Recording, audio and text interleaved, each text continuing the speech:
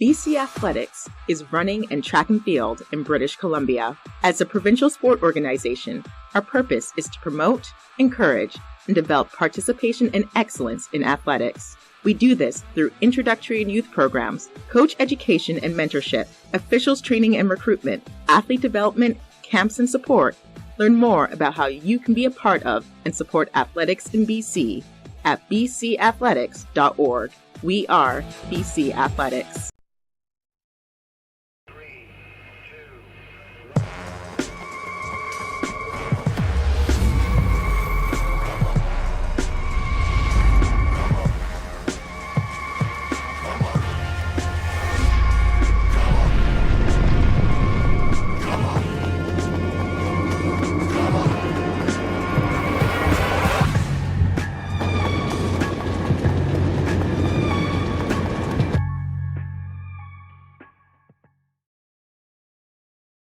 Gear up for the return of the Bell Canadian Track and Field Championships to Langley, BC, July 27th through the 30th. Experience greatness as Canada's top track and field athletes vie for national titles and coveted spots on the 2023 World Athletics Championships team. Get your tickets now at athletics.ca or stream it exclusively on athleticscanada.tv with a Runner Space Plus subscription.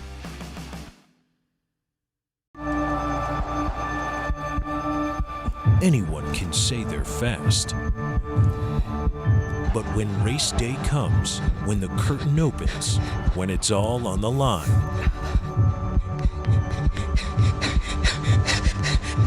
only some of us prove it.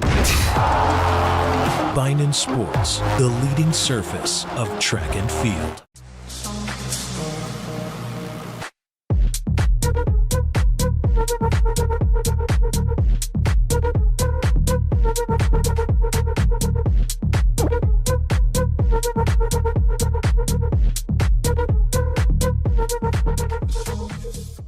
AthleticsCanada.tv is your home for the National Track and Field Tour.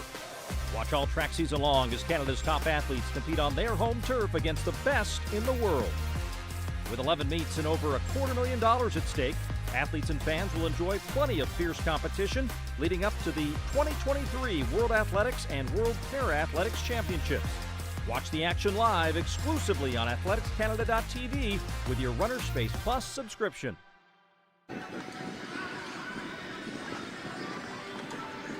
Hello everyone and welcome to the 2023 Pacific Distance Carnival. My name is Evan Elder and I'll be joined this evening by Ron Wallen. Ron, how are you doing? Pretty good. We're really excited to watch the fantastic racing we have at the 2023 Pacific Distance Carnival. And we're out here in the beautiful Langley, BC, and we're about to get started with the first race of the evening, which is the mixed 800-meter wheelchair race. So competing today we have Tiana Hesper, Paulo Guerrero, and Nathan Hewitt.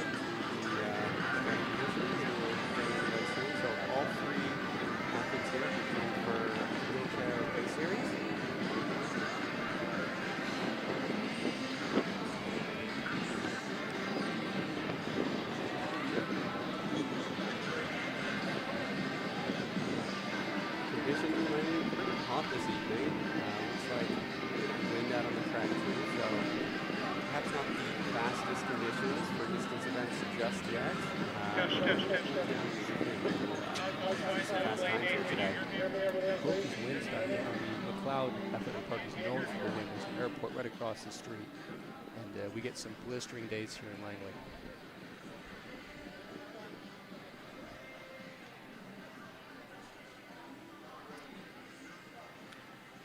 Kind of perfect conditions for sprinting, but other than the 200s, which have just been run, we don't actually have any sprints tonight, so Hopefully things cool down a bit for the distance inclined here today.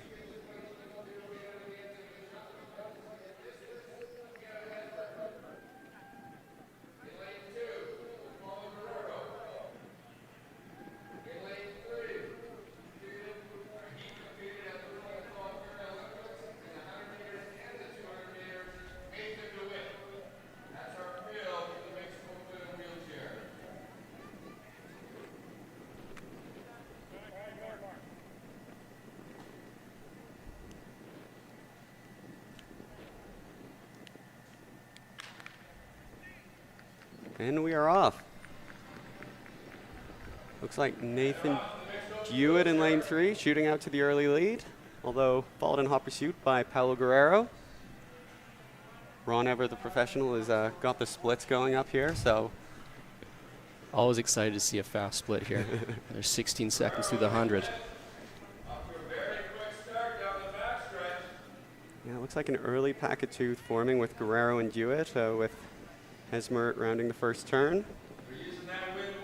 I mean, if I'm Paulo, I'm just enjoying the draft here, using some cycling tactics here. Yeah, ideal position there.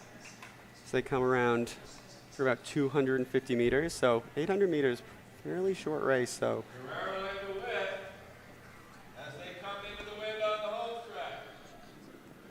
rounding the 300 in around 52 seconds. And there's Tiana coming up on the 200-meter split in 58 seconds. So it is Jewett leading Guerrero as they approach the bell. Going to come in a hair over 70 seconds, so potentially 2:20 to 2:30 time so far. And Paulo just biding his time here, just drafting. I wonder when this move's going to happen here. Let's see what he does. Yeah, perfect position. It looks like, judging by those flags, there should be a tailwind on the back straight. So looking to make a move there potentially, but Jewett opening a slight lead potentially. I mean, if he's going to make a move, he's got to make it now. You know, do an extra distance around that curve is not going to do him any favors. And there's Tiana coming up on the back stretch there. That's the home stretch. Tiana approaching the bell as we go back to Guerrero and Jewett. And it looks like Jewett's shot to the front.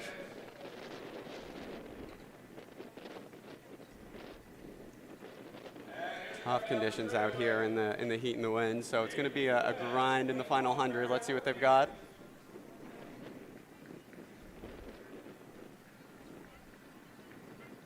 Tiana Hesmer staying steady. And it looks like Nathan Jewett still holding the lead with about 30 meters to go. Guerrero pushing hard, but it's going to be Nathan Jewett taking the win in about 2:33, and second place 2:34 for Paulo Guerrero.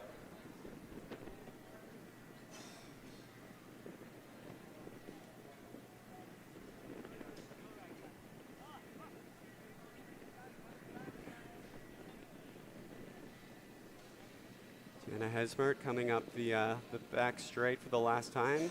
Going to get a 600-meter split soon as she hits the 200 mark. Coming up on 3 minutes flat here.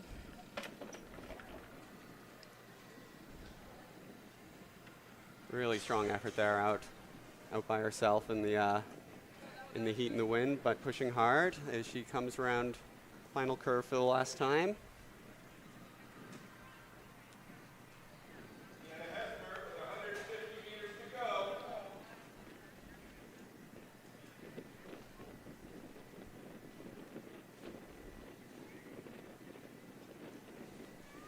Working hard as she comes into the final 100 meters.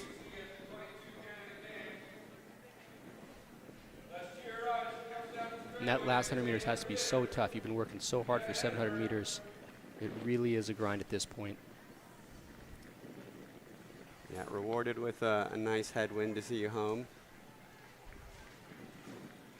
But she's holding steady as she has less than 50 meters to go. She's coming up to the finish line, getting the crowd support as she does. Great to see.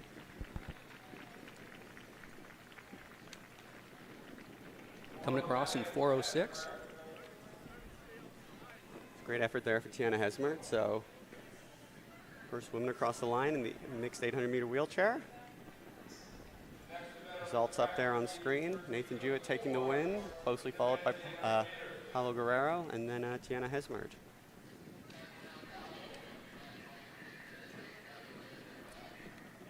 And next up on the track, already lining up, will be the men's 800 meters. So we have 4 heats tonight. In the first heat, we have Matt Pisano running in lane 1. We have Will Van Shagen. Great name. Great name, running in lane 2. Ahmad Hussein, lane 3. Zachary Kennedy, lane 4. Miles Powell in 5. Samuel May in 6. And then Miles Hayden in 7. Yeah, so it's been fun to watch Miles Hayden in lane 7. He's the son of Ryan Hayden, who has the BC high school record in the 1500 with a time of 3:50 set in the year 2000. So Ryan Hayden went on to attend Villanova, where he competed against your fellow Kiwi, Nick Willis. Nick Willis. That's still running today. Actually, very impressive mile streak for Nick Willis, sub-4. For Really? a long time. How do you not know Nick Willis has run sub-4 for like 20 years or something? It's ridiculous. I think I saw a few Kiwis on the start list tonight, so I'll be very biased in their favor when they come on.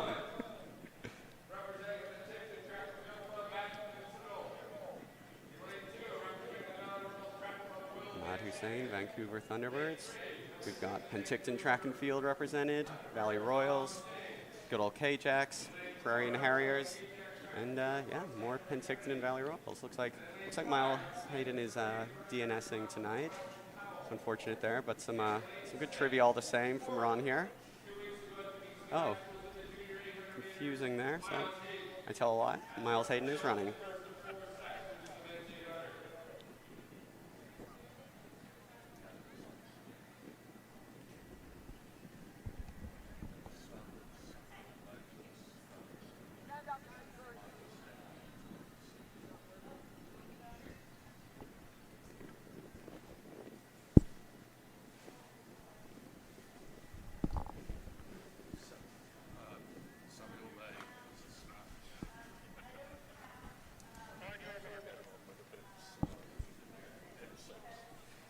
So we think Samuel May has scratched from this race, unfortunately. So Miles Hayden moving into lane 6 as they're off. See who hits the first bend hard and goes to the early lead. The fastest seat time in this heat is 2 flat with Miles Hayden. It'd be interesting to see how fast they go in 204. Usually with a race around 2 flat, we're looking around 57, 58 for the first 400. We'll see if these guys keep it honest here.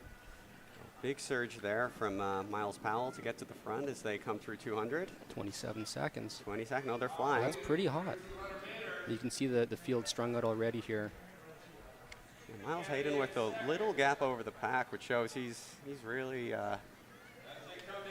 taking this race by the collars, and has a decent lead as they round 300 meters. Race still strung out, so this is good. The athletes come here looking for fast times, and good to see Miles Powell not messing around. Just as Ron predicted, 58, 59 through 400. All right. So now the race starts here. We're trying to round the bend here, trying to hug that turn as close as we can, and look to see these guys make a move around 300 meters to go here. This is where all the action happens, right around that straight. 300 meters to go, yeah, and this is not much of an 800 guy myself. I avoided it best I could, but this is where the lactic's really kicking in, and you really have to go the mental toughness, and you can feel 3/4 of the way through the race. What's that 600 split? 128 through 600, and these guys are pulling fridges at this point. Sub 2 still in the car. It looks like a move on the outside, but who's that? Is that? 4th place moved into 3rd is Miles Hayden. That is Miles Hayden. And we have Miles Powell in 1st here. Brave run by Miles Powell, taking the lead at 100 and looking to hold on, but on the inside, it's Will Van Shagen. The big move. Miles Hayden also kicking hard up the inside. 2:01 or so for the Just win. outside that 2-minute barrier, and the look says it all for Miles Hayden. Hands on the head, he knows he was so close.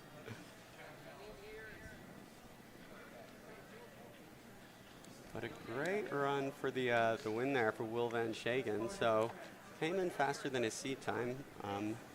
Must confess I'm not familiar with his PB, but if his seat time was his PB, I think he got under it. So congrats to Will Van Shagen on a great run, winning in 2:01.48. Just a heads up that my zoom control on the handle is not working, so I'm having to do it manually with the zoom knob, and it's just not as smooth.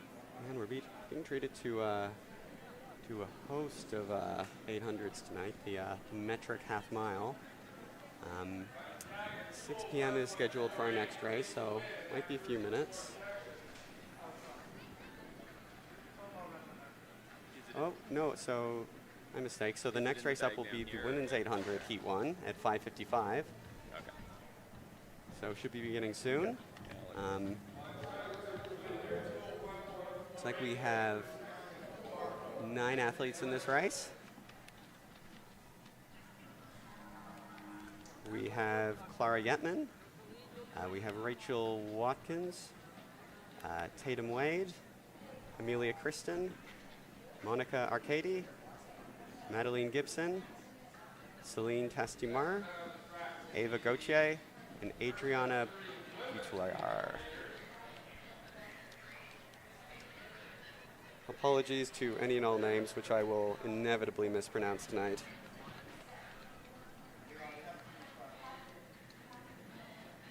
Yeah, you can see the names up there on screen. Unattached Newfoundland. Good to see some Newfoundland athletes represented here today in beautiful British Columbia. And great representation from all our local clubs as well. It's great to see all these youngsters coming out. The Strong Valley Royals contingent. Good to see T-Birds out here, K-Jacks. Whole host from around the Lower Mainland out here today.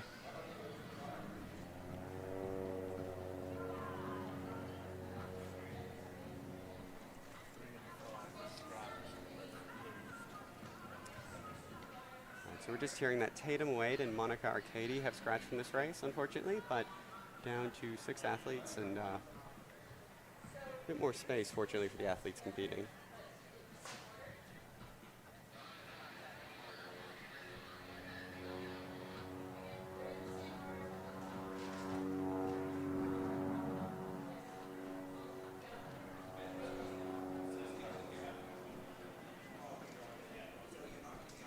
Athletes just on the line waiting for the starter to call them to their marks.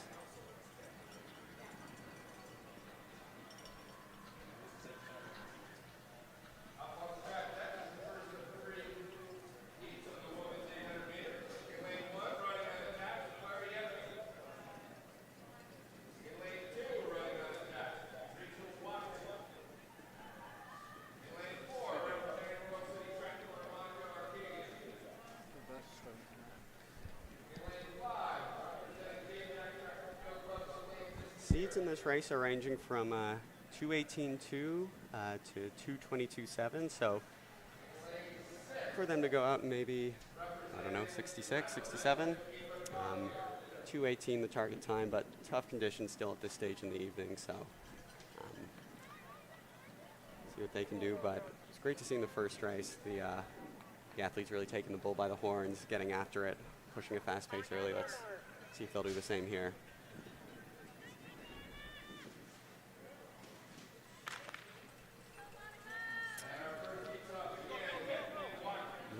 Surrounding the first bend. See the flags there blowing in the stiff breeze. So that headwind is brutal. It'll be interesting to see after that break line who cuts in early and who takes the shortest route here. You see it a lot with these young athletes. They just cut in super early. You see that athlete in hip number 8 cutting in super early. You're leaving yourself extra distance there. You got to take that long line to the curve, run the least amount as possible. But even though she's gapping the field here, this is Ava Gauthier.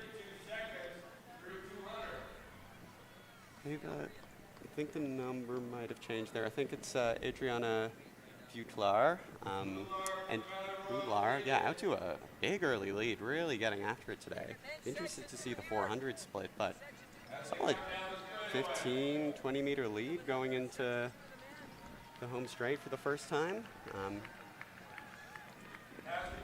Nice pack form behind her, but coming through in 65 seconds. That's really flying today.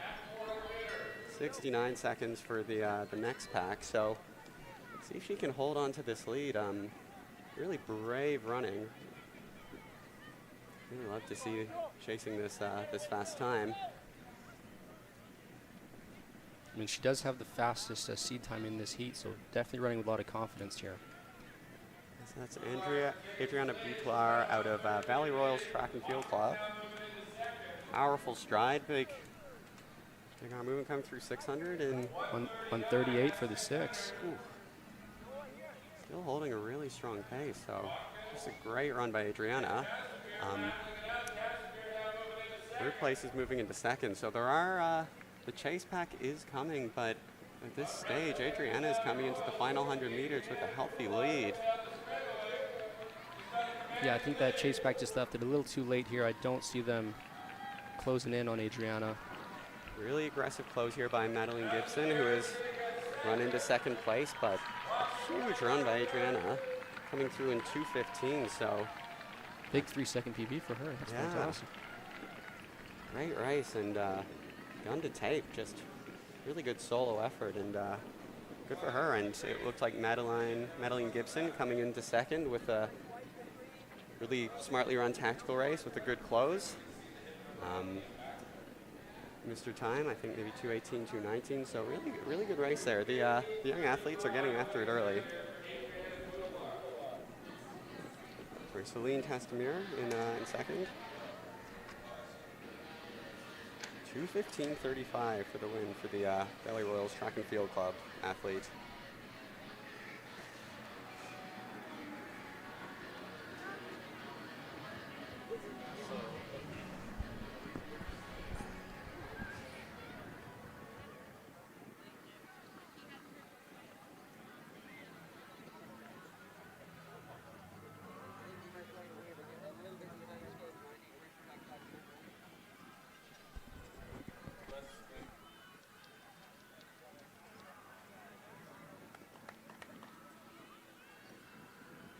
Guys, track is closed.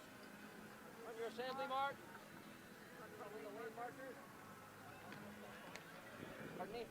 Great, so apologies to any athletes we've misnamed in the first few races. We're just getting the updated start list with updated hip numbers, so we're going to have that new information starting soon. So we'll do our best to match singlets to clubs of athletes and recognize the correct athletes through our commentary, but we're just working through this. But we should be on the ball soon.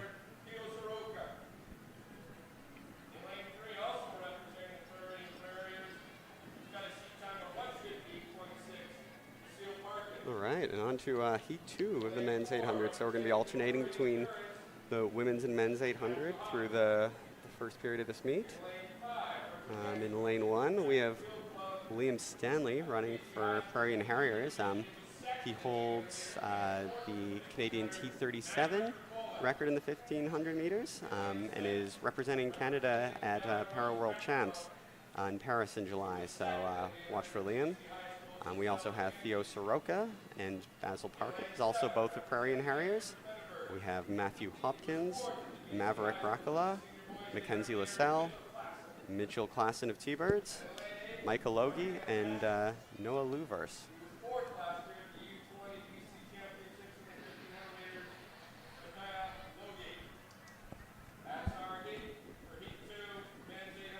Once again, the usual suspects of Lower Mainland Club here. We got Prairie and Harriers, we got Valley Royals, Vancouver Thunderbirds, also Victoria Endurance representing here today, and Penticton Track and Field. So some athletes coming down from the Okanagan.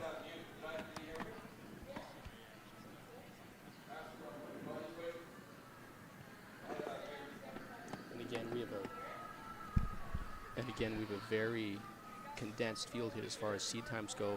The slowest time is 1:59, fastest is 1:57. So expect a really tightly bunched pack here. Might get some jostling on that back end, some fighting for position as well. And they're off. It's watching who makes the early move here. There's 3 Prairian athletes on the inside, side by side. The iconic red and white stripes. That could be a new single with the black streak on the back. I like it. We've got the Horizon athlete coming out quick here. Let's see if he makes a push for the front. Oh, you know Horizon. There they go.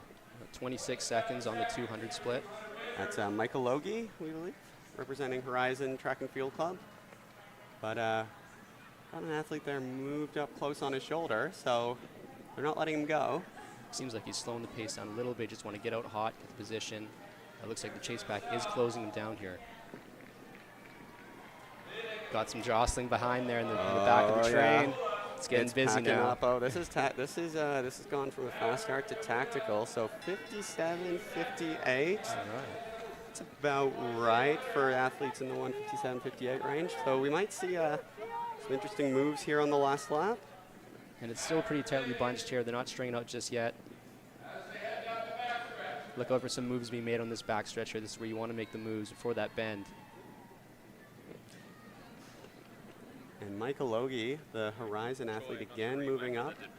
Goes onto the shoulder of number 5, so that would be Maverick Ricola of Penticton. And again, that Penticton club is coached by Ryan Hayden, who we talked about earlier. So they have a really solid base of endurance athletes up there. So Logie is holding the lead from Ricola as we enter the final 100, but it's still a tight race here. Horizon athlete kicking. We've got Klassen of T-Birds moving up. Oh, Klassen with the huge charge. Oh, I think he got him at the line. 157. Yeah, really solid race from this group. Oh, and he's pumped. Why wouldn't he be? Great close from Mitch Klassen. That's the son of Al Klassen, another distance name that you should know in the lower mainland. I'm sure he's getting some coaching tips from Dad. Yeah, his dad's actually doing the in-stadium announcing tonight, so... I'm surprised he didn't yell at him. He's being a lot less biased than I would be, I'll tell you that. Really professional there from dad and son.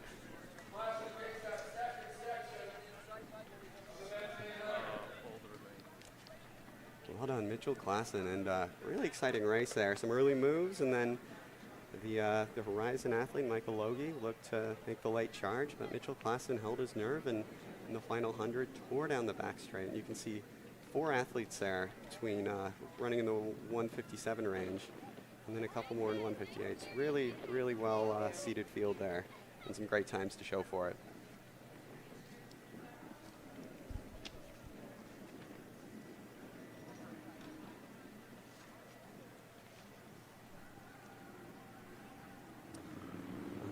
All right. So we're moving into the second heat of the women's 800 meters.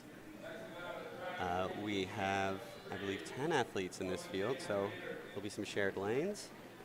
We have Ilona Zrini of Victoria Endurance in lane 1. We have Tatum Wade, unattached BC, running in lane 2. Alexandria Varchi, unattached BC, lane 3. Sophie Orling, Victoria Vikings in lane 4. Annette Novak Klotz, Vancouver, is that T-Birds? Yeah, that's T-Birds. Yeah. T-Birds in lane 5. Kate Cameron, Nanaimo, lane 6. Maggie Yap, Valley Royals, lane 7. Charlie Packford, Prairie and Harriers, lane 8. Delaney Chan, Victoria Vikings, lane 9. And Chloe Simon, Vancouver Thunderbirds, lane 10. The interesting fact about Chloe Simon, she just set the BC Girls Junior record in the 400 meters in 56:02 a few weeks ago at BC High School. So really great times from her. And she's also been selected for the NACAX U18 400 meters in Costa Rica. So really exciting for her and her coach Cindy at Thunderbirds there. So I think it's probably fair to say we can expect Chloe to get out fast here, being it's like a 400, 800 runner.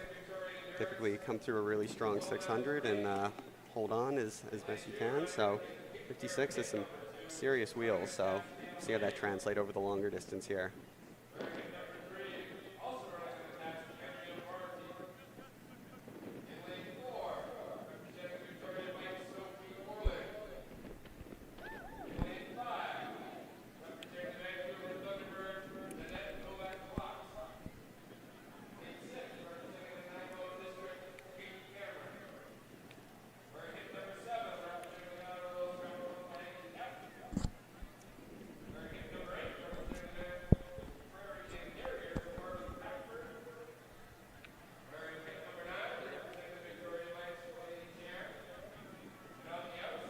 And the seeds in this race, a bit more variance. So we got Chloe Simon seated at 2:11.9 on the upper end, and we have 2:17.7 on the slower end. So looking for athletes to run in the 2:11 to 2:17 range, maybe even a little faster.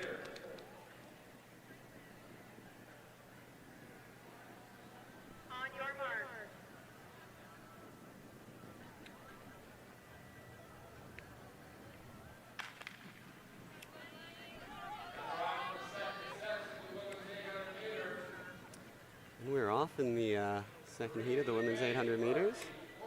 Looks like somebody from lane 86 moving up on the outside.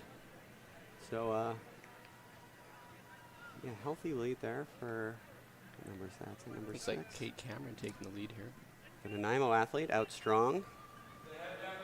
Representing the island well. Coming through around 31 seconds as well. Yeah, it's a spicy early pace there, and but she's got followers. The pack's strung out well, so a good sign that the athletes are running fast and are getting after a good pace. Can't quite make out the athlete in second, but I believe Chloe Simon is running there in third. That'll be Delaney Chan from Victoria Bikes in second spot there. Right, so we have Kate Cameron taking them through in about 65 seconds, followed by Delaney Chan and then Chloe Simon. Bit of jostling there in the second pack as it bunched up a bit, but big move into fourth place by, sorry, I can't make out the athlete's number from here, but the second pack is stringing out and actually starting to close a bit on the lead 3 athletes, but at this stage, Kate Cameron is still holding on to the lead, which she established early, so another brave run from the front. We've got our 600 split coming up at 1:38. You just got to wonder, can Kate hold them off, or is she just out there getting waiting to shot down here, getting shot down by these other 2 athletes behind her? And look at fourth place closing hard with 150 to go, but Kate Cameron still holding the lead that she's held all race. But she senses them behind her as well. I'm sure she can hear them coming up behind her, trying to hold them off. But it looks like Chloe Simon just has a little bit more strength today. Really impressive run there. Oh, this is going to be a quick time. Chloe Simon, I think 2:11 high, maybe 2:12 low. Yep. I think she snuck under.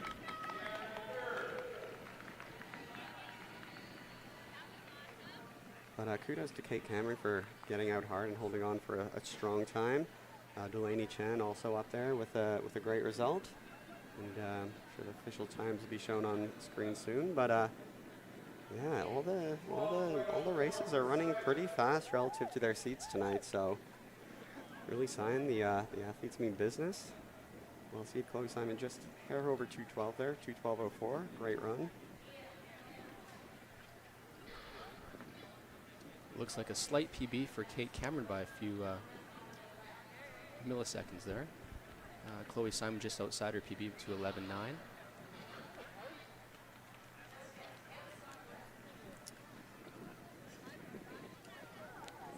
Yeah, really good, really competitive races here tonight, and perhaps not surprising given the really quite a large number of entries, probably between 30 and 40 800-meter entries on both the men's and the women's side, so allows the organizers to put together several races of evenly matched athletes, and they're reaping the rewards here tonight.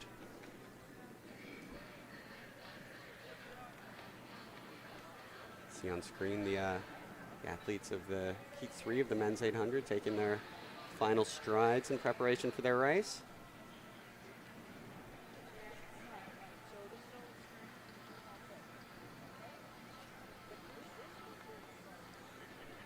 So one athlete to note here in this next race, so Michael Barber recently ran a 1500 PB at the 1500 meter night at UBC track past weekend. He also holds the T20 Canadian record and will be representing Canada in the 1500 at Para World Championships in Paris. So Michael Barber is running well. We have Tion McLeish representing Victoria Endurance in this race. We have Bernardo Sada. We have Braden All. We have Michael Barber, previously mentioned.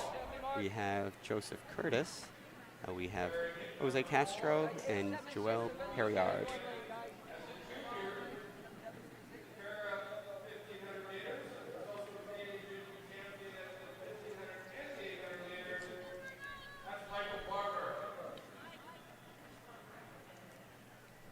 And we also have Mark Molina. We thought that was a scratch, but that was a mistake. Mark Molina is racing today, representing Valley Royals.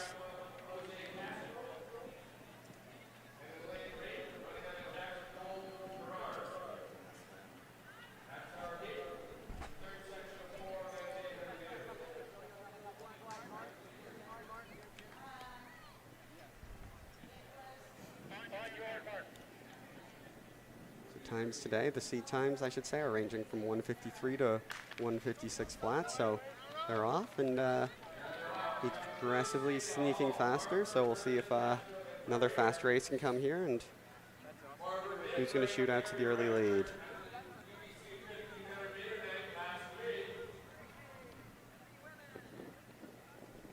Yeah, everyone's still in contention through about 150. Looks like Joel's taking it out here. We got him coming through the 200 split, about 27 seconds. So not messing around, but everybody right up there, still anyone's race as they come up through about 300 meters. And Barber's really pushing the pace. You see him swing across the shoulder, swinging wide on the curve. He's really getting after this 800-meter race today.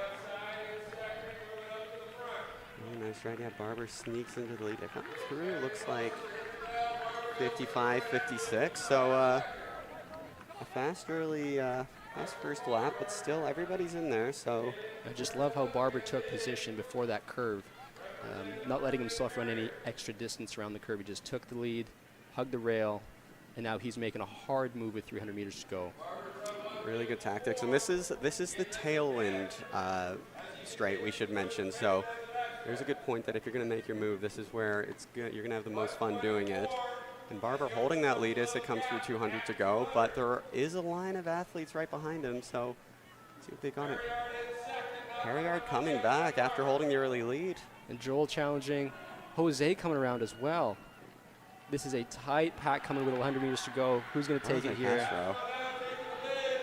He's wearing the Oregon kit, but he does represent Horizon here, making a nice move. The gorgeous green speed suit as Jose Castro is going to hold on for 153, 154. Great running. And Jose really taking that aerodynamic advantage with the speed suit. I got to say, that's smart tactics. That's a good fit. Yeah, that's a good look. I mean, if it's good enough for Ingrid Britz, it's good enough for us, right? Jose Castro, great run there. Gets the high five from Britt Townsend. Well deserved.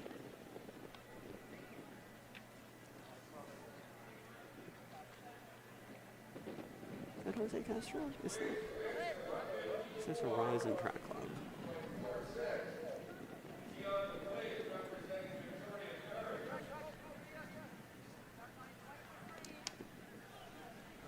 Yep.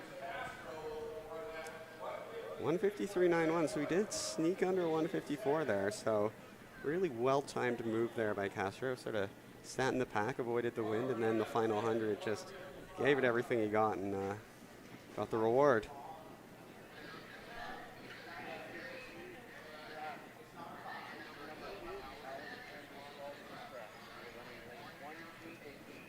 All right, and we switch back to the women's side.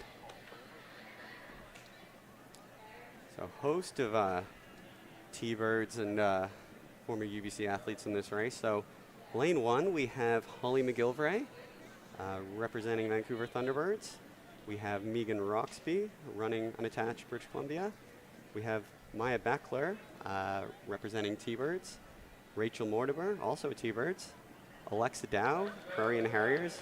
We have Michaela Tinkham running for Norm Athletic Club, named after her father, the great Norm Tinkham. We have Madison Heisterman, NTFC, is that Nanaimo Track and Field Club? Yeah, Nanaimo Track and Field Club. I've been looking at the wrong sheet, sorry about that. And Julianne LeBach running unattached. So Julianne LeBlanc does have the fastest seed time in this heat with 2 flat .9. She's a former University of Saskatchewan athlete. She's coached by Trent Stellingworth out in Victoria. Former soccer player. He's another one of those soccer players who just comes up through the ranks and just makes us all look silly. At a nickel. We also have Alexa Dow, hip number 5, who's going to the Commonwealth Youth Games later this year in the 8 and 15 double. Very impressive from her. She recently just ran a 4:19 PB at the Thunderbirds 1500 night the other weekend, which is also a BC high school record. Very impressive stuff from her. Other notables in this race, hip number 3, Maya Beckler, just committed to Oregon State. She has the BC high school senior 815 belt from this year. So she's peaking at the right time of the season, looking very strong right now. Yeah, and Holly McGillivray and Rachel Mortimer are contingent of a very strong UBC track and field team, which is really had a great season. They placed very high at U Sports cross-country champs back in November of 2022, and then this year they brought home the championship at NAI track and field champs in May. I was going to say in Gulf Shores, Alabama out of habit, but I think it was in Indiana this year actually. But I believe Holly McGillivray placed very high, perhaps even, and I think they brought home the 4x8 title, brought home the women's championship. I mean, I can't even keep track of all the accolades they got. I'm a UBC alumnus. Yeah, I've been very upfront about my biases, and I'll keep leaning into them. And not to add any more, but Holly also qualified for NACAC U23 champs in Costa Rica in the 15, so there's another one for your stat sheet. Outstanding, outstanding.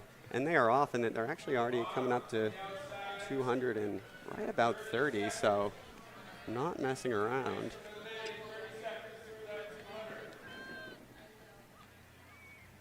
Just trying to get a read on who's in first spot here. Is that hip 9?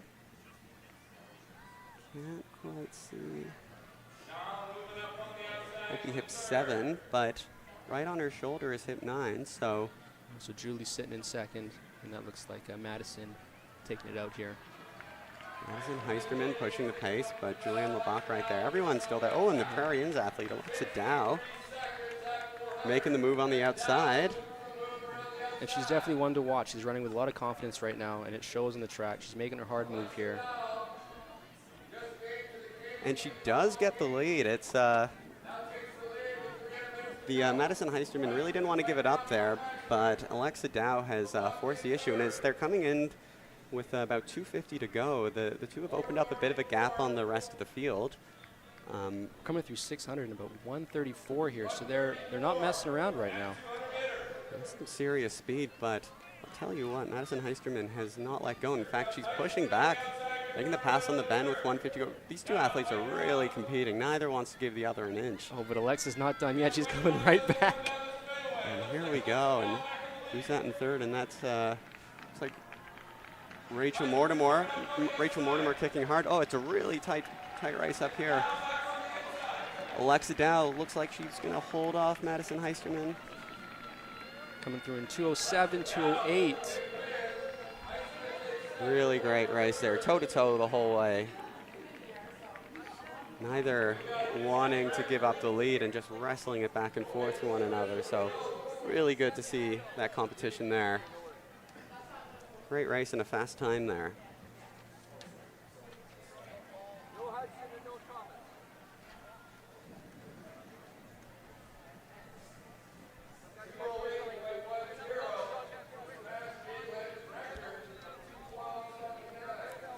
Waiting for the official results to come up here on screen, but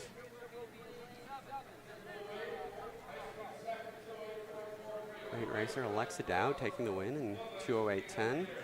Madison Heisterman competing fiercely, 2:08.43 for second, and Rachel Mortimer, Vancouver Thunderbird, sneaks under 2:10, runs 2:09.27 for third. And Holly McGillivray also T-Birds, 2:10.40, so the contingent stays strong.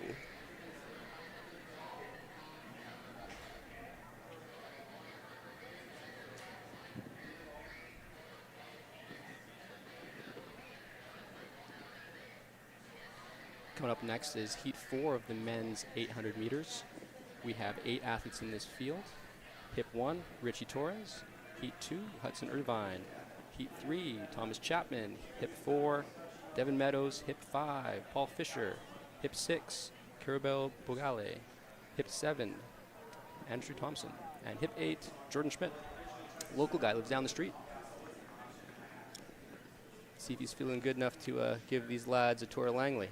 He does have the fastest seed time in this heat with 150.4. And he is one of the smoothest runners I've seen in a long time. So we'll see what he's got today.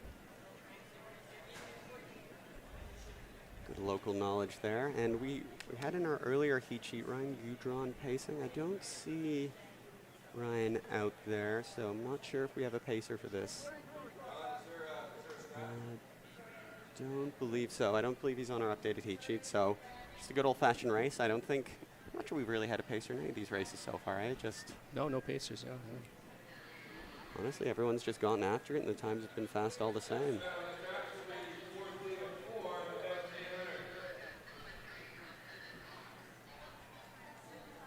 Wait, that is Ryan Gudron, isn't it? Yeah.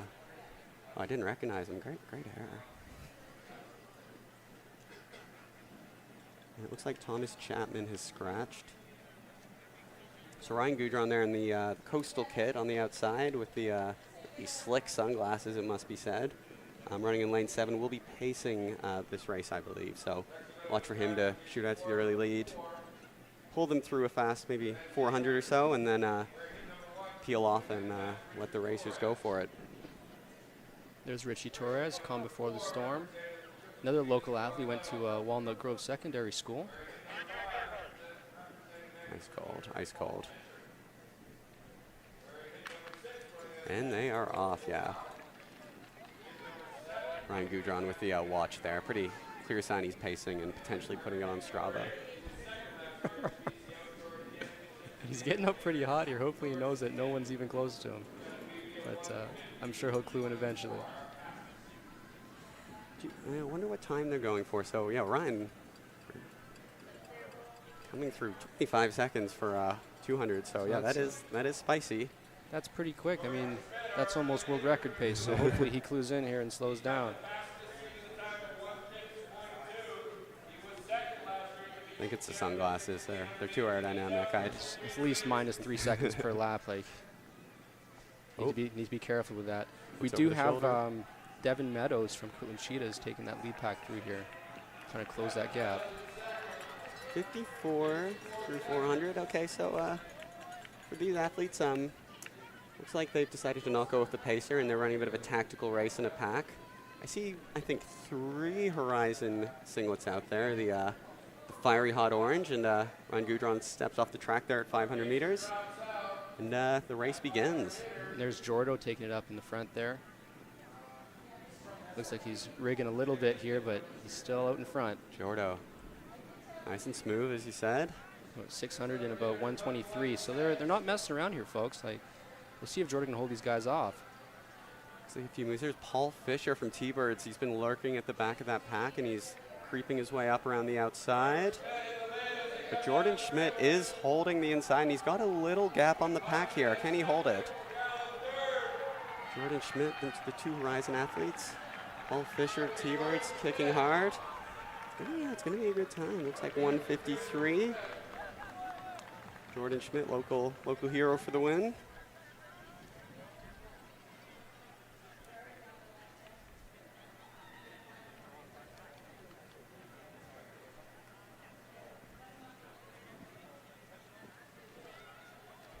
Just waiting on the official time to show up on the screen, but it is Jordan Schmidt winning Heat 4, the men's 800, and that, I believe, concludes the 800-meter races for this evening. So really great across the board. Fast times, and as we've said before, some pretty tough conditions.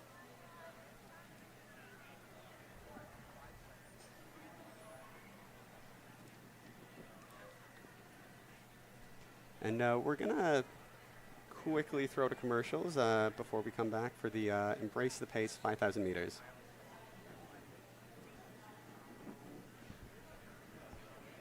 BC Athletics is running and track and field in British Columbia. As a provincial sport organization, our purpose is to promote, encourage, and develop participation and excellence in athletics. We do this through introductory and youth programs, coach education and mentorship, officials training and recruitment, athlete development, camps and support. Learn more about how you can be a part of and support athletics in BC at bc.athletics.org. We are BC Athletics. 3, 2, 1.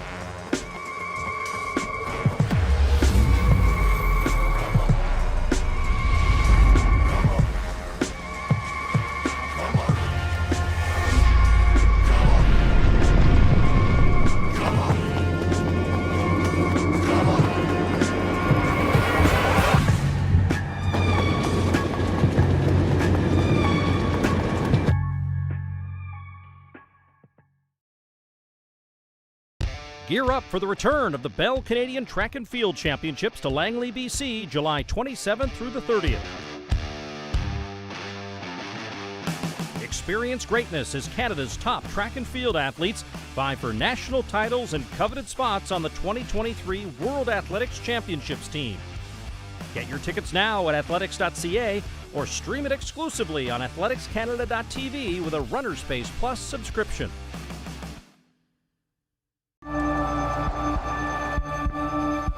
Anyone can say they're fast. But when race day comes, when the curtain opens, when it's all on the line,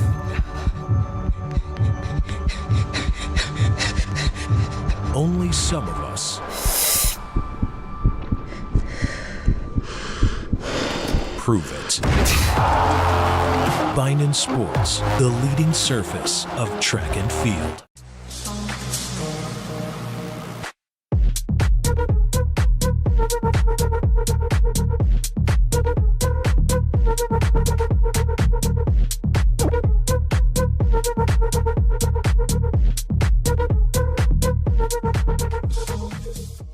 AthleticsCanada.tv is your home for the National Track and Field Tour. Watch all track season long as Canada's top athletes compete on their home turf against the best in the world. With 11 meets and over $250,000 at stake, athletes and fans will enjoy plenty of fierce competition leading up to the 2023 World Athletics and World Para-Athletics Championships. Watch the action live exclusively on AthleticsCanada.tv with your Runner Space Plus subscription. And we are back here at the Pacific Distance Carnival in Langley, British Columbia. It's 6:33 p.m., so in just a couple of minutes, we'll be starting the first of the Embrace the Pace 5,000 meters. So in these heats, they're rather large fields. It looks like about 25 in the first heat. We're going to have 3 different pace groups by some fairly well celebrity pacers, dare I say. We've got Canadian Olympic marathoner Trevor Hoffbauer leading the 1730 pace group. We've got Kevin O'Connor, the Masters legend, leading the 19-minute pace group. And Olympic medalist racewalker Evan Dunphy taking the 20-minute pace group. And it must be asked, will Evan be walking or running at that pace? Everybody wants to know, and we don't know, so we're just going to wait here and see. You know, I think he's going to walk it. He might be more dialed in at that pace, walking than running. You know, when you run paces a bunch, you get really comfortable at that pace. But I think the same is said for race walking. Probably, you know, does workouts at that pace all the time. But fun fact about Trevor Hoffbauer, our 1730 pacer, he lost both of his spikes last year in a cross-country race around 3K, and ran the rest of this race in socks, barefoot. So I don't know what's more impressive, 2020 Olympian or that. So hopefully he can keep his shoes on here for this pace job. We'll be paying close attention here. It's going to get really busy early. We have 25 athletes in this heat. So expect a lot of elbows, a lot of jostling for position. It's going to be fun, folks. It's going to be a great old time, and we've got quite a range of paces here, as we mentioned. So we've got some people seated at 1730, so looking to be right up on that Trevor Hoffbauer train. And we've got some seeds around the 25-minute mark. So we're going to do our best to keep track of everything that's going on, but bear with us a bit, as there will be a lot happening on the track. Probably a few lappings happening, a few camera jumps, and yeah, we're just gonna have some fun here. It's just a great evening to go out for a run in Langley, BC. And it's nice and air-conditioned in the booth, but I wonder if the temperatures outside are actually starting to cool down. Hopefully it cools down for the 10,000 meters tonight, because it is very difficult to run 25 laps the track when it is 23, 24 degrees. So hopefully the weather cooperates here. Oh, and I see Evan Dunphy walking hard up the back straight, so that answers that question. We have one of the world's best walkers here taking through the 20-minute group. And what a pleasure it is to have Evan Dunphy pacing here. What a legend. Great name, too.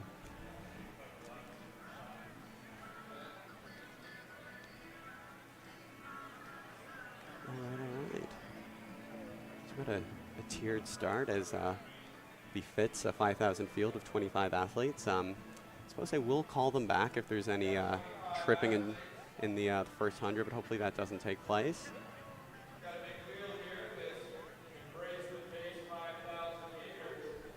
Yeah, and really good, good to see this community race. Really good initiative by I think M2M and Lululemon who put this together. Bring together the community into track and field, and not keeping it as just necessarily a small exclusive sport for the track distances. These are largely athletes who I believe run more on the road and have been coached by the M2M coaches around the Lower Mainland. So seeing them getting on the track's really great step, and really boosting the participation in this event tonight. So really good to see. We have this heat of the Embrace the Pace, and then we have one more which will follow.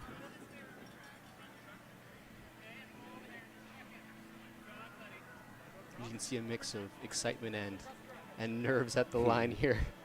Mixed bag here as you watch these athletes line up for this 5,000 on the track. 12.5 laps. And some singlets here that people from outside the Lower Mainland might not necessarily recognize, but clubs like Vancouver Falcons Athletics Club, great to see them here tonight. Staples of the Vancouver road running scene, here showing their prowess on the track.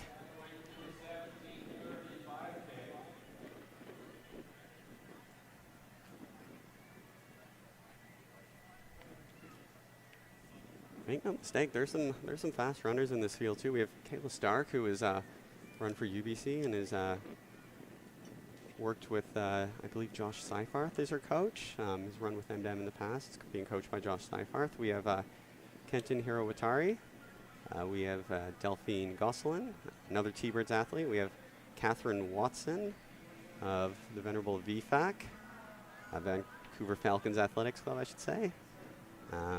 Sabrina Wilkie, Madeline Brunt, one of Chris Johnson's athletes.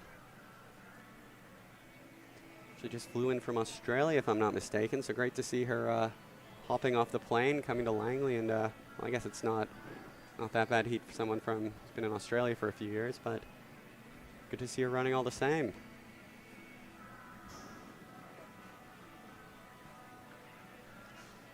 It's like a bit of a delay at the start as they marshal everyone into place and give out the instructions. A bit chaotic with a field of this size, as you can imagine.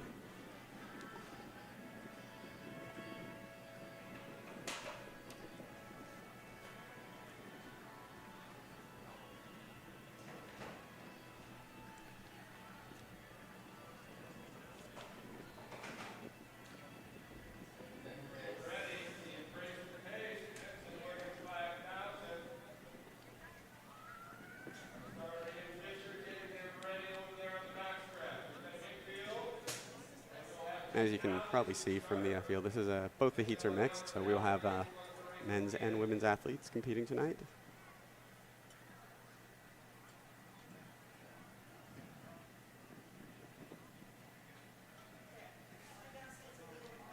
You might have seen from the pan across camera shot there, the all-star pacers. Trevor Hoffbauer's all ready to go. Evan Dunphy with his trademark sunglasses and cap, ready to speed walk around the track in about 20 flat. And I've yet to see Kevin O'Connor. What is he wearing? There's Evan there behind Trevor. Is Kevin tucked away somewhere?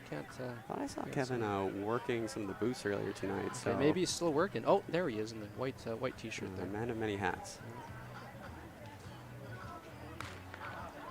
And we are off. Looks like the 1730 group led by Trevor Hoffbauer is on the outside, and the other groups are on the inside, although big early moves on the inside there by some of these athletes.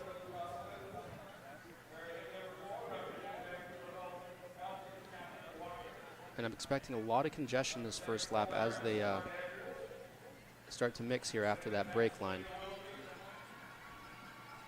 So it looks like Ben Ashby is one athlete who's hopping right to the front with Trevor Hoffbauer.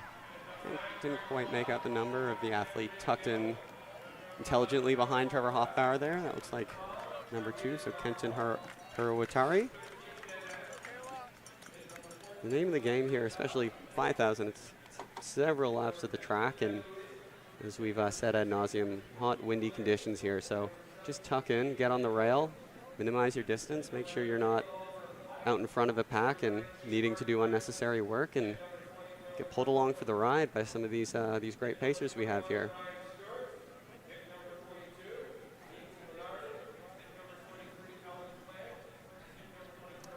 We're already starting to see some distinct separation here. You have Trevor's group up front, Kevin O'Connor in that mid-pack, and then out in the back. Oh, is that Kevin O'Connor in the mid-pack, and then Evan Dunphy right behind? Okay, there we go. Yeah, I think that we can really well trust these three pacers to hit their splits just about to the dot.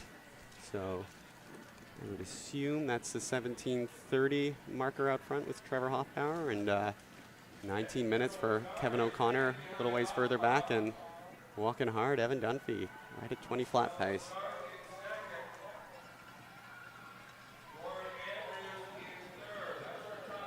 Yeah, so Evan, you've run a few 5Ks in your time. What do you think in the first few laps here if you're doing this race? I think just knowing that, you know, if you get the adrenaline, the pre-race nerves, it's easy to go out too hard thinking it feels pretty easy, and then hit a K, hit 2K, realize you've still got a long way to go. So at this point, you don't actually want it to be hurting too much. You just want to focus on position, make sure you're on the rail, you're running the shortest distance, you've got someone in front of you breaking that wind for you, and you're just really enjoying the ride. It is going to hurt. You don't have to doubt that it's the grind will come on later. But at this point, it should still be smooth sailing. And it looks like that front pack behind Trevor Hoffbauer is really taking that to heart. It's a really tidy train there. Looks like 7 athletes strung out behind him in neat order. A little bit of a gap opening up there from second to third. Let's see if they can close that. And that's one thing that you never want to do in a long train like this, is be at the back of that train, because if that gap opens up, it's very hard to close later on. So we'll see if these athletes kind of clue in and close that gap to Trevor here. And it looks like Kenton Hirawatari is the aforementioned athlete tucked in closely behind Trevor. It looks like Kayla Stark has closed the gap on him. And interestingly, it's then a string of 6 women athletes right behind Kenton. So going to be a quick and competitive race to be the first female athlete across the line here. And that first K in around 3:31 for that front pack. So that's 17:35 pace, so basically right on 17:30 as you'd expect from a pacer of Trevor Hoffbauer's quality.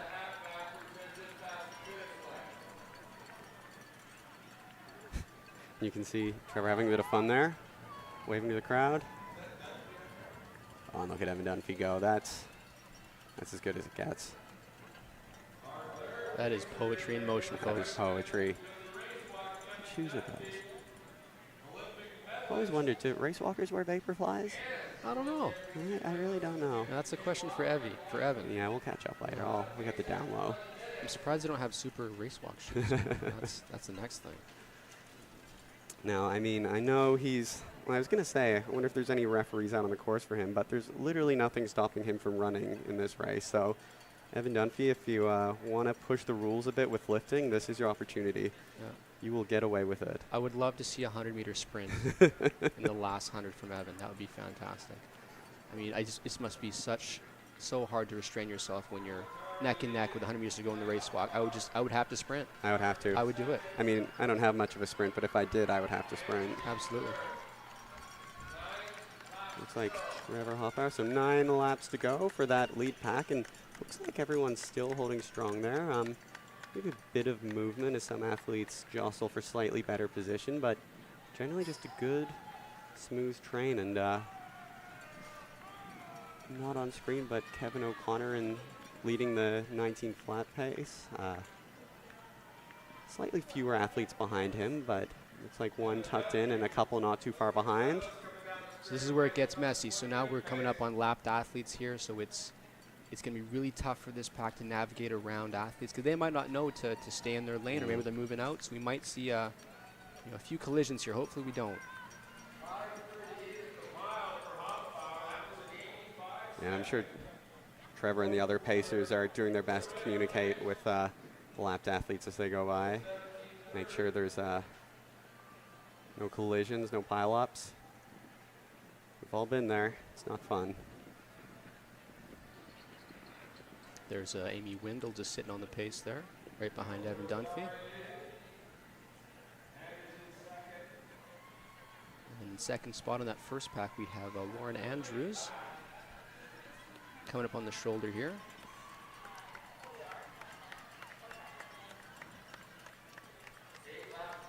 6:22 through, what's that, 1,800 meters. So still going steady, and nobody's fallen off that that pack that's with Trevor so far. So I mean, still early days in the race. A lot of running ahead, but it's great to see a group of 7 athletes all getting after it. And as I say, that bit of a gap forming from the first 4 athletes behind Trevor to the next 3, but. Kayla's closest gap before, so I'm sure she can do it again.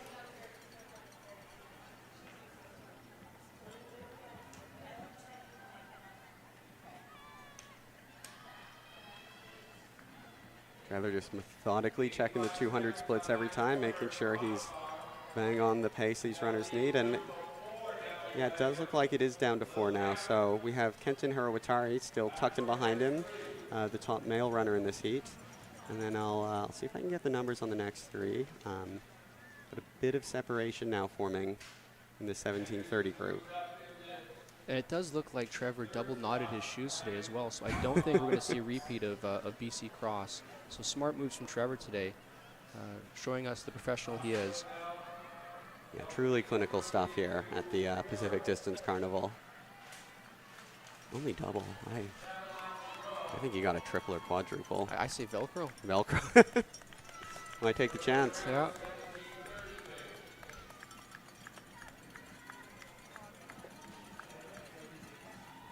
It's a little misleading because Trevor makes 3:30 pace look so easy, but this is a 17:35K pace. This is fast running, and if they can hold this, they're going to be very happy with the times they run here. And these athletes still look very good. They're very composed. They're relaxed. So I don't see anyone falling off just yet. So they're looking good.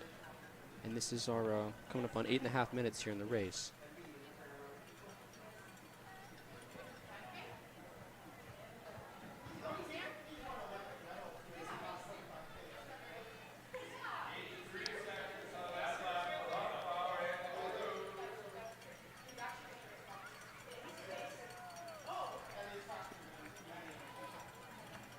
Look at Evan Dunphy go. Poetry in motion, as you said. Great shorts. Look at those. That is not a man who put together that outfit accidentally or without much thought. He knew what he was doing. He knew he was looking good tonight.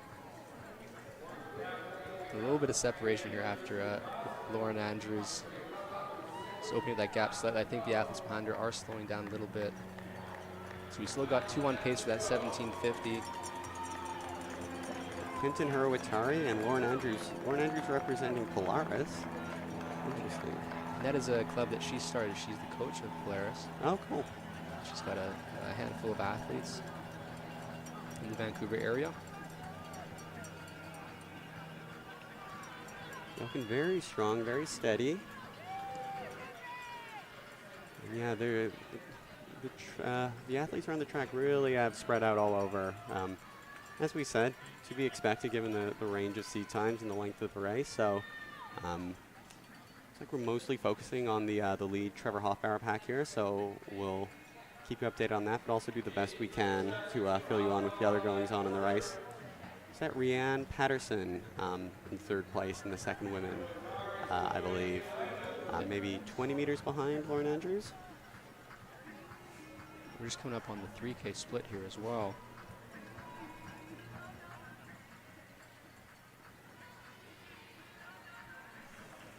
There's the VFAC coach, Kevin O'Connor. Looking super focused here. There's Catherine Watson of VFAC. And Daryl Congrats of Gritty Run Club in Langley. And 10:34 for the 3K split there. So ever so slightly slow, but you can definitely make up 4 seconds on the backside of a 5K with a good hard close in the final K. So nothing to be worried about there, and great to see 2 athletes still sticking to that pacer. Absolutely. And this is the hardest part of the race, is that 3K to 4.2. I mean, you're hurting so much at this point in the race, and you're so far away from the finish. So it's really between the ears at this point. Like, can you hold on and string it together here? Yeah, absolutely. This is where you either benefit from a smart early pace or get punished for getting a little greedy early on. So we've all been on both sides of that coin. There's no shame in going out too hard, but it looks like Kenton Hurwitari and Lauren Andrews have judged this very well and are sticking to Trevor Hoffbauer.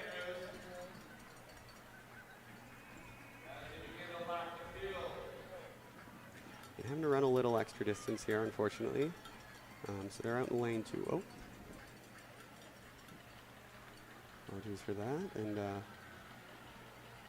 Hoffbauer with a little shoulder check there, making sure everything's in order.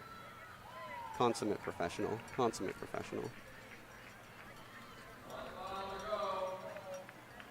All right, so we got 4 laps to go for this front pack. And you just have to wonder, how much is the heat a factor here? Yeah, I like being in this AC booth a bit more than being out there tonight, I'll tell you, Ron. Oh, it is brilliant up here. All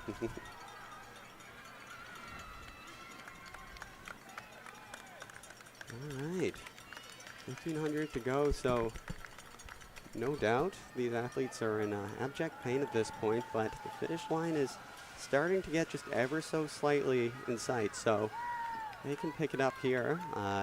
They're in a good position to run near to that 17:30 mark that they set out to run behind Trevor tonight. And it looks like hip number 10, Rhea Gill, is still on pace for 19 minutes behind pacer Kevin O'Connor. So she's got just under 4 laps to go as well. So we'll see if she pulls through.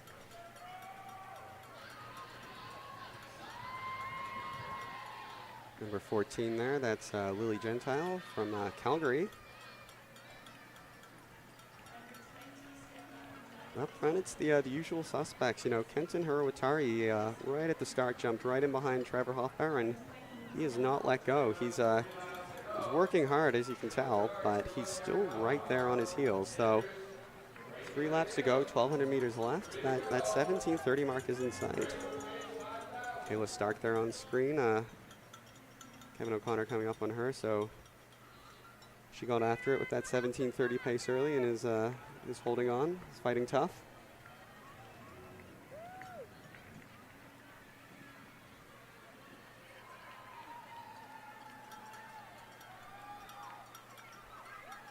So Ron, you coach a bunch of distance athletes. If you're down there on the field and you see your athletes going by with 1K to go and they're on a good time but they're hurting, what are you saying to them? I'm saying relax and work your game plan. So we'll usually have a game plan for the last 700 meters of a race, and they break it down visually. So we'll give either it's markers or every 200 meters they have something different to do to focus on. That way they're not looking at the clock. So if I'm coming up on 700 meters to go, I'm thinking, okay, let's close some gaps if there are any. Let's try to get to the front of this chase pack so I don't get accordion off the back. And then with about 400 to go, I'm just committing to an all-out death pace. I'm thinking I need to run a 55-second 400. Even if it's not, it'll be somewhere close. All right, so that way it kind of breaks it down for them, and especially with our younger athletes. You see them looking at the watches all the time, just like, guys, just focus on your race plan, and it'll go by much faster than you think. Yeah, geez. It's a good strategy. I got to try that sometime. Oh, we have a group out in North Vancouver, or not North Vancouver, North Surrey for Thunderbirds if you're interested. Oh, no, I'm with CJ for life. Great coach as well. Great CJ's coach. a fantastic coach. So we're starting to see Lauren Andrews fall off the pace a little bit. You know, it's getting tough right now. That heat has to be a factor. But Lauren Andrews is a strong, gritty runner here. Well, she's still within sight, and you know what? I still think she looks pretty smooth, pretty relaxed. So, you know, wouldn't be surprised if she's able to go to the well a bit in the final 600 meters and close that gap. Kenton Hurwitari, 600 to go, still right where he was when he started. Right behind Trevor Hoffbauer, and that gap is opening up a bit. Really are down to the tough part of the 5K now. So coming to the home straight for the penultimate time.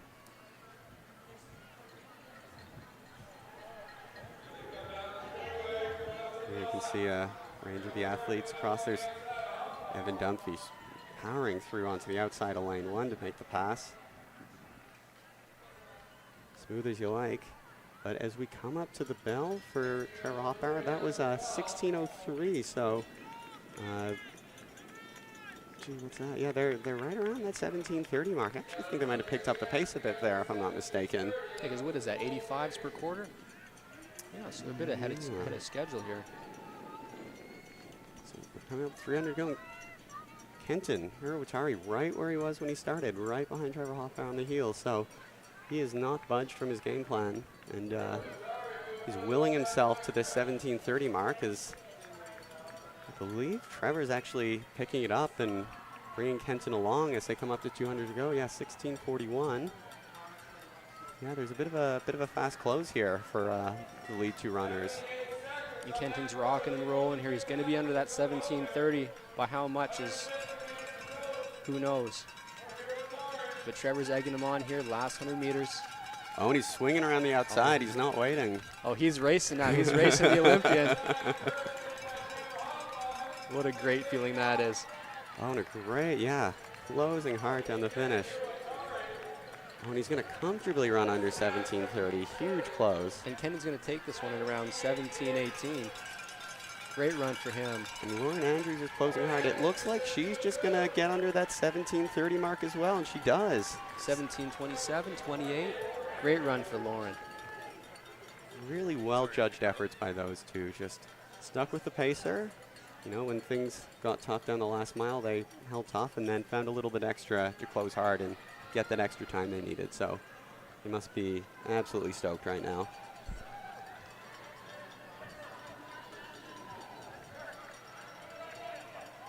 Kevin O'Connor there, leading the charge at 19 flat pace. 2 athletes in tow. Number 8 just finished there. That's Rianne Patterson of Calgary.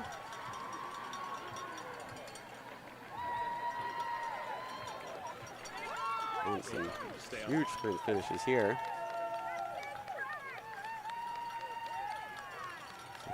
18-14, 18-15 for a couple of the male athletes there. Didn't quite get the number. Greg Roller coming in for 18-18.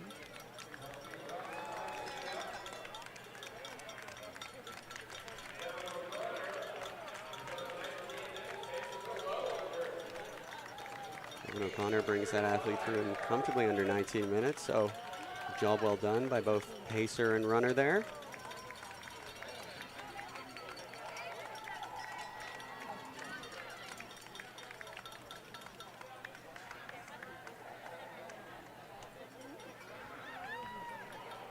That's Rhea Gill coming through in 18:30 and change. Catherine Watson coming up here in a hair over 19 minutes. The Vancouver Falcons runner there with the good finish.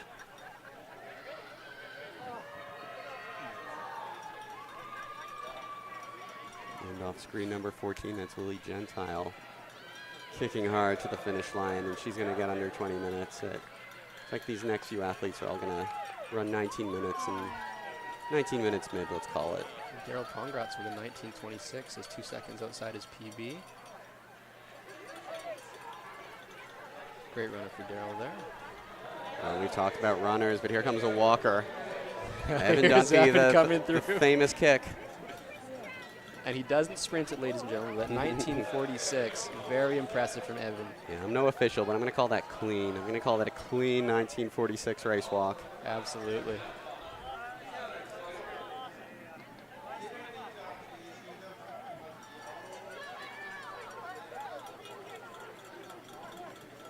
On the screen there is Ania Zamirska, running for Blue Devils.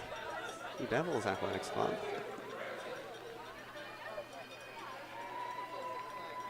And here's Amy Windle coming through across the line in 20:24.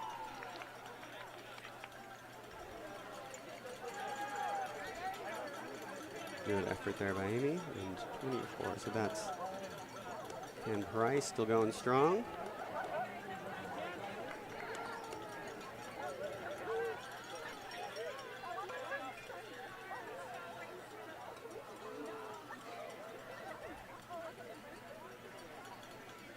There's Ellen Clog from VFAC rounding the bend. There's a few more athletes on the track here finishing up.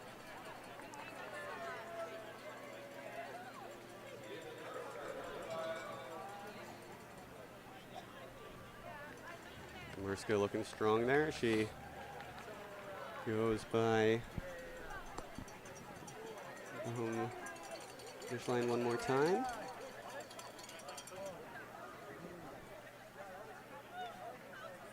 '24, that's Ken Price. '23, Ellen Clegg, another VFAC runner there. Repping the blue and white.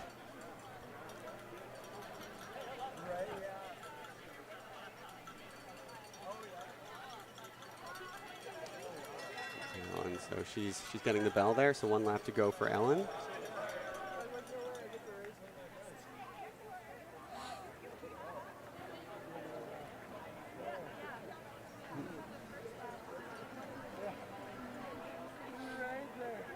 So we have 3 athletes still out here running, and at 7:10, so about 8 minutes from now, we'll be going to heat 2 of the Embrace the Pace. But until then, we have Samirska going strong. Ken Price grinding away. It looks like we're starting to get some shade on the track as well from the stadium. So that's some respite for these athletes as they round the home stretch here. That backstretch there, you're still getting full sun. Full sun, yeah. This is a beautiful sight to see the shade coming out. And we're right around the longest day of the year, just a few days after the longest day of the year here. So it's going to be bright till maybe about 10 p.m., but it will cool down, fortunately, because yeah, it's one thing doing 800 in the heat, but gee, these 10,000s later, they wouldn't mind the temperature going a few degrees down.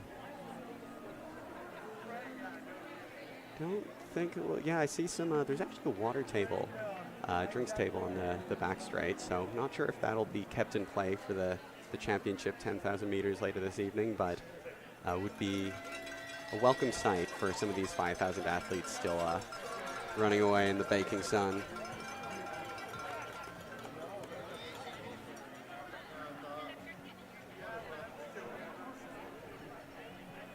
And that's Ellen coming in, across the line in 23:31. All smiles from Ellen. There you go. Great run, Ellen. 23.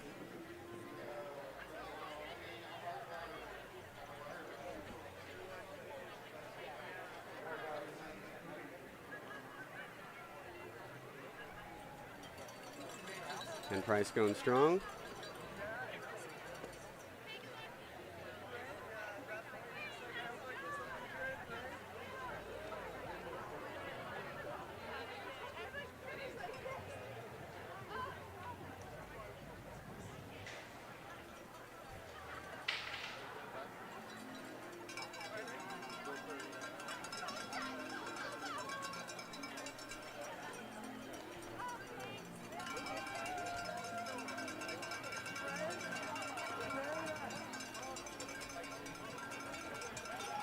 Ken Price in 24:31. Great run for Ken. He was seated at 25:30, which imagine was a PB, so sliced about just under a minute off that. Well done, Ken. Let's see who's representing Penn runners here in lane. There's Amirska looking like, I think this might be her final lap. She's picking up the pace noticeably, so I think this is a potentially kick into the finish. Clock takes just over 25 minutes, and again, beating her seed time, presumably her PB, so great run there. Blue Devils Athletics Club. Looks like a 25:08.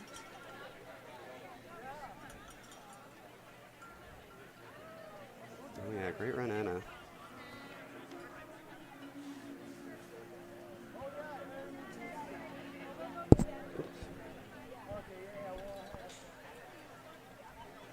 Alrighty, Rue, and just a few minutes, 7:10, the second heat of Embrace the Pace will be taking place.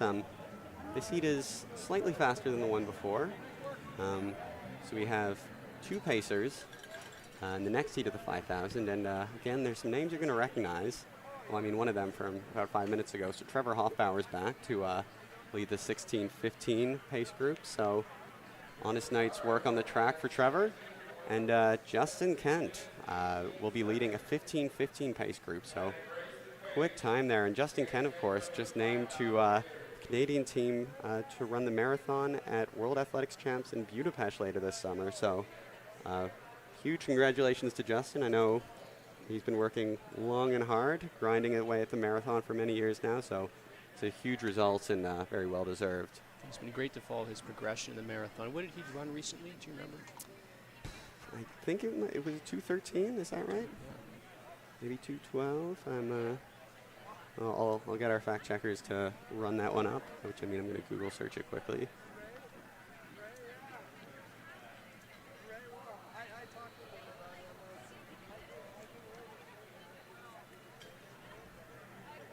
So in Heat 2 of Embrace the Pace, we have our first pace group set to be out at 15:15, and our second group is being paced at 16:15. So a bit faster for these runners here. And it's going to be a bit of a shake-up up front. We've got James Lammers, Avin Kifley, and Mark Klassen, all capable of running low 15s themselves. So we'll see what kind of tactics come into play here. I've raced all three of these gentlemen on multiple times, and they're always the fierce competitors. So always fun to watch these guys race. Well, we've got several athletes seated under 16 minutes. You mentioned those three. There's also a big VFAC representation this heat. In fact, we've got Rory Buckman. We have Alexandre Banks. For M2M, Christopher Chan, potentially even coached by Justin Kent if he's M2M. We've got Evan Miller for T-Birds. Sebastian Chino for T-Birds. Matt Noseworthy for T-Birds, coach and athlete. And James Connolly, also T-Birds. And Connor Brendan unattached will probably also be looking to get on that 15:15 train. See him on screen now. That's James Lammers, number 2, aforementioned. He's run 15 low a few times now, so 15:15 should be really good pacing for him. Richard DeLee, BC Athletics Endurance Project Coach there. Strolling across screen. Did a lot of work putting this meet together, and must be said, job well done.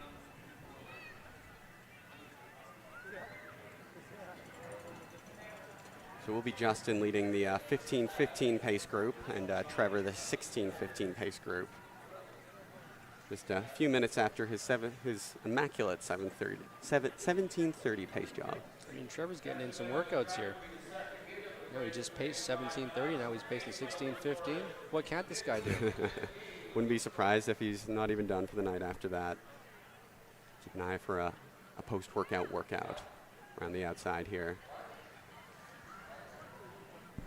Justin Kent wearing the innocuous white t-shirt there.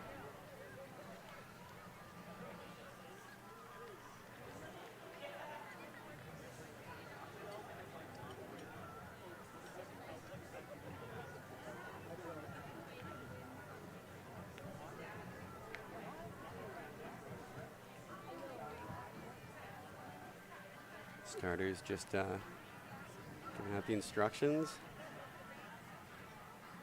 Athletes looking good.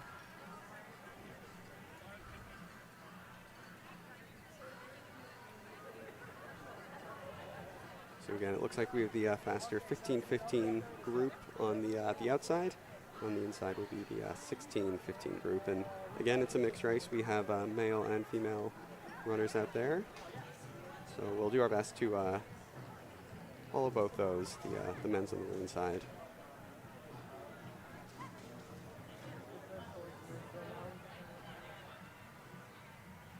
On your mark.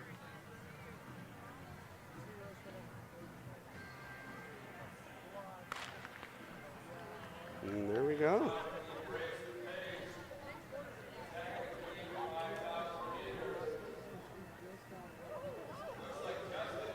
Justin Kent, one of the smoothest strides in running, just cruising through that. I guess, what's that, 3:03 pace? Just ran 2:13:07 at Prague earlier this year.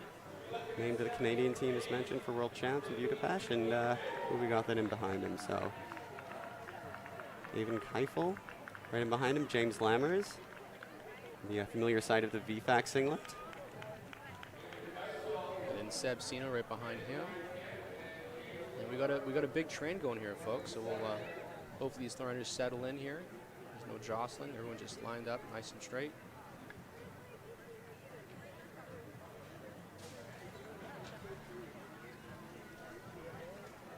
Looking around, it looks like it is mostly male runners here, but I spy Jamie Hennessy, the recently graduated UBC Thunderbird, in the green singlet, in the third or fourth pack.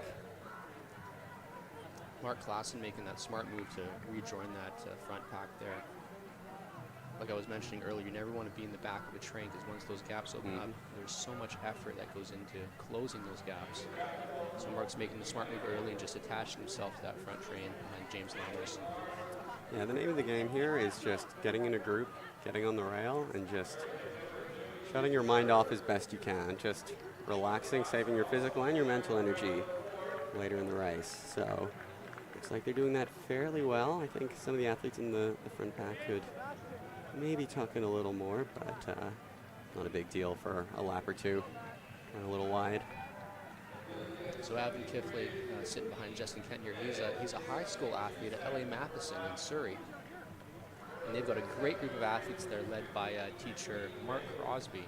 And he does a great thing with their PE class. Even if they don't run cross country in the fall, he makes all of them run it. And you see all these guys running at Surrey High School cross country, and it is a sight to behold, I tell you. So Evan's one of those athletes. He's been running for about a year and a half, and he's looking really strong here. He's already tucked in at 15:15 pace, and that's a swift progression.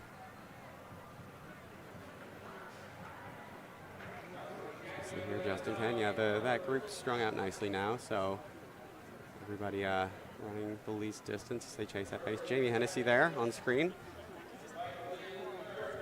representing the women's side in this mixed 5,000 meters.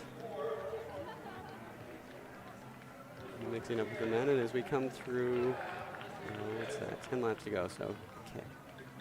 All right, guys, come through K in under 3 minutes? Yeah, it looks like there were 2:59, 3 flat there for the K, so going pretty quick here. Maybe they talked beforehand about going for 15 flat or faster, yeah. So and that's always in the discussion when you talk to your pacers. Absolutely. I think some of these athletes from what I've seen right on the precipice of breaking 15, so when you have a good group of similar runners around you and a pacer of Justin Kent's caliber, why not go for it?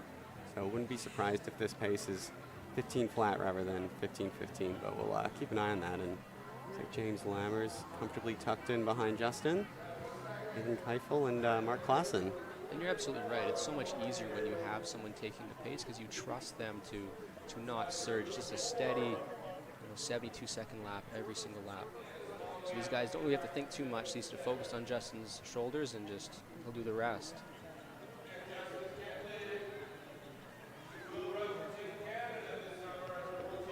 So if we're looking at a 15 flat pace, so 4:12 would be the split here. And again, they're got some breathing room. 4:09, 4:10. So yeah, sub 15 looks like it's probably the goal here. Probably around 4:40s for the mile here, so we'll see what they come through in. It's a little bit of separation here from Lammers to Kifley. Klassen's making that move. He's a wily veteran, so he knows what he's doing. Yeah, that is a veteran move if I've ever seen one. Yeah, and the pack nice to a good tight, not too tight formation. All right, so we're going through the mile in 4:45, so they're right on pace for that sub 15. So yeah, 71s, so they're sub 72s, the magic number for breaking 15. Really good. There were a few testing out the fireworks for later there at the finish line. That was cool.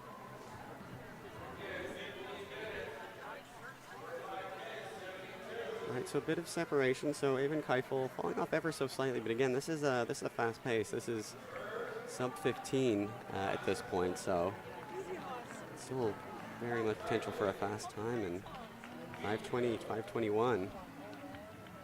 And 3 or 4 seconds under 15 flat right here. You know, we've been talking about the windy conditions, but it's not really a factor when you're right in behind someone the whole way. Absolutely. I mean, in cycling, they have such a big drafting effect. I feel like that's not quite as strong in distance running, but there must be some sort of effect. I'm sure Nike studied this tremendously. All right, so coming up to, would that be, is that 2K? Is that 2K, 5:57, Yep. 5:58? 2K, 5:57. So they're still on pace for that sub-15 clocking.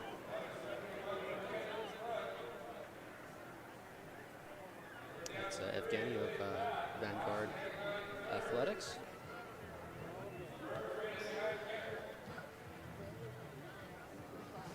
And there, Connor Brendan Dunn running by. 10, that's James Connolly on screen. Followed by Evgeny Kanzinski. Evgeny's coming off of a Boston Marathon in 2:35:59. Ooh. So pretty impressive marathon time for him, coming down in distance to the 5K. There's Jamie Hennessy, the leading woman in this race. And off, I mean, it's already been a great season, but extending it into summer after collegiate track. We've still got Mark Klassen and James Mustache Lammers hanging on to Justin Kent here. One of the best mustaches in the game, I must say. Yeah. No doubt about it. Really powerful stride by James. Mark Klassen, nice and tucked arms, just right in behind, and a lot of running still to go, but it must be said, not too far from halfway. They're all looking pretty good so far. Jamie Hennessy there, leading the women's race, looking good. She ran a 1500 PB at the 1500 night last weekend, so in good form. Mixing it up with the men. James Connolly, the T-Birds on screen with Evgeny tucked in right behind him.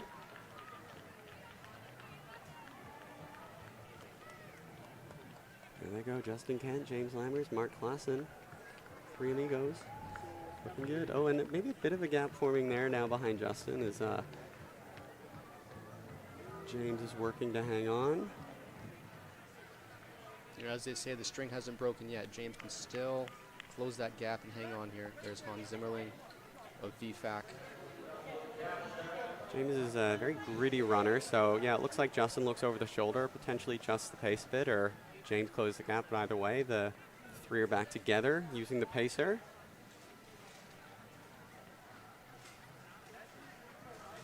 Trevor Hoffbauer leading that 16-15 group, and a couple athletes with him, so they're also on track for some really good times. See the water out there, I'd be tempted. But holding strong, not necessarily necessary in a 5K, but it would feel nice on a night like this to, oh yeah, there we go.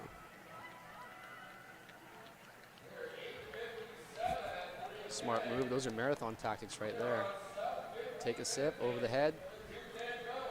Smart move. And Cool Klassen down. taking a turn here on the front. Oh yeah, Klassen really wants that sub 15, but Lammers is holding on. As you said, string's not broken yet. Lammers is fighting, but that gap is opening up. Klassen must have sensed that drop in pace, and he just made the move here. So the 15 flat pace, I think would be 9:36 at this 200 mark.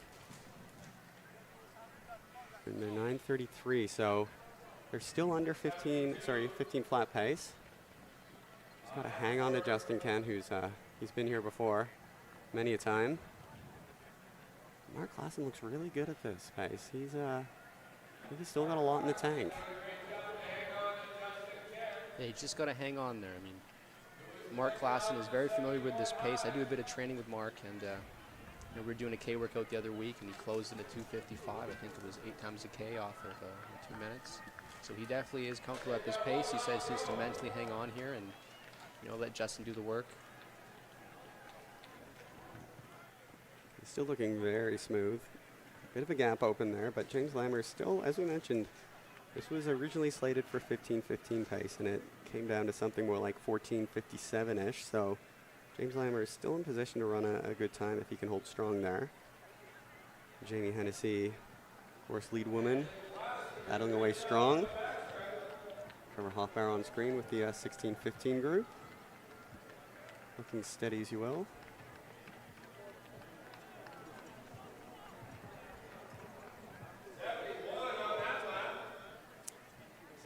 So that's still sub 15 flat pace, so very much on the cards. The next lap will be 1,200 to go. It looks like Trevor Hoffbauer has finally started to sweat here. And the shoes are still on.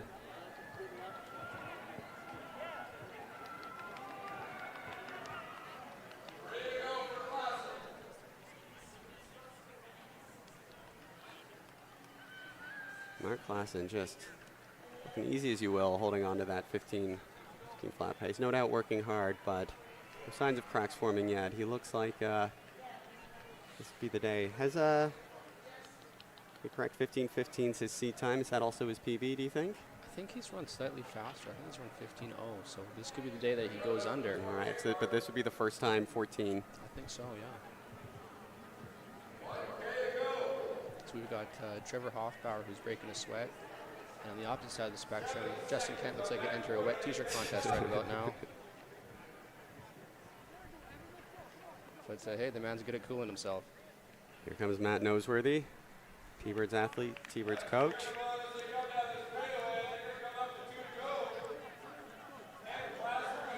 Klassen just sticking to him like glue. It's great.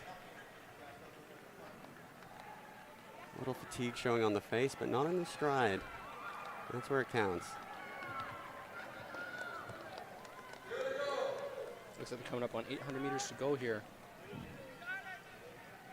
Yeah, and still plenty of buffer in that 15-minute barrier. There's a nice little chase pack of 3 T-Birds athletes and Christopher Chan. Noseworthy looking strong. James Connolly.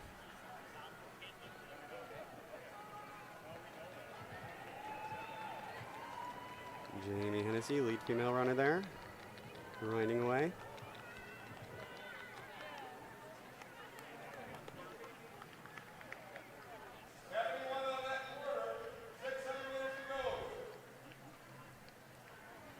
All right, so it looks like Justin Kent and Mark Klassen have picked up the pace substantially here. They sense the end is near. You can see them in the camera frame here. Coming up on 500 meters to go. Justin's yelling encouragement over his shoulder. And Mark is working, folks. Look at the face, look at the grimace. What's he got left in the tank? He is working for it. Well, he needs to close in about 78 to break 15, so he's got some time in the bank. He still looks good. He's still right up on Justin Kent's heels. Does he have a kick?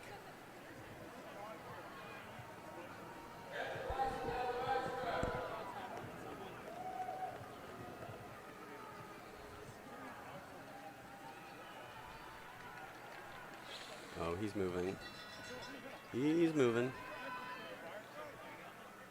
He's hurting, but he is moving. He's definitely going to go under 15 here. And Justin Kent's let him loose. Mark Klassen's eating up the ground here. Last 150.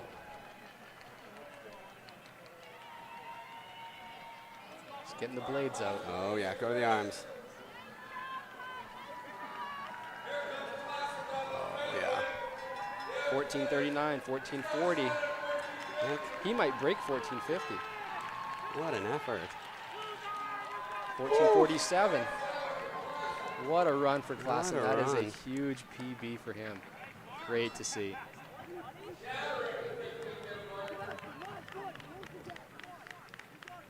Massive PB and a perfectly executed race. Just stayed patient, stayed with the pacer, and then picked it up near the end. And the finish line was in sight. And see Trevor Hoffbauer on the screen leading the 16:15 group. James Lammers now coming down the home stretch for the final time for second place. So you know what, he got after that early 15 flat pace and wasn't there today, but he hung tough, finished in still a good time, 15:26 for second. And the second you fall off of half bike, that just becomes so much harder. Absolutely, gets so much more difficult to maintain that pace. You know, the Thunderbirds athlete coming through here. It's Evan Miller.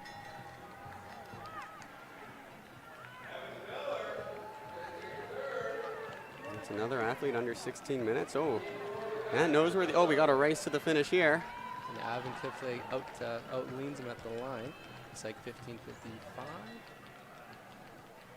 So, Jamie Hennessy loses her hip number there. Still going strong. A few more finishers coming in. It looks like Christopher Chan.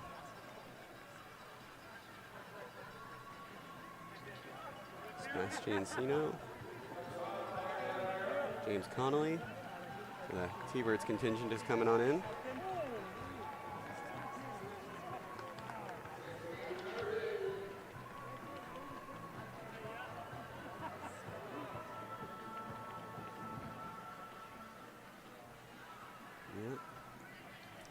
Looks about right. That's about right, yeah.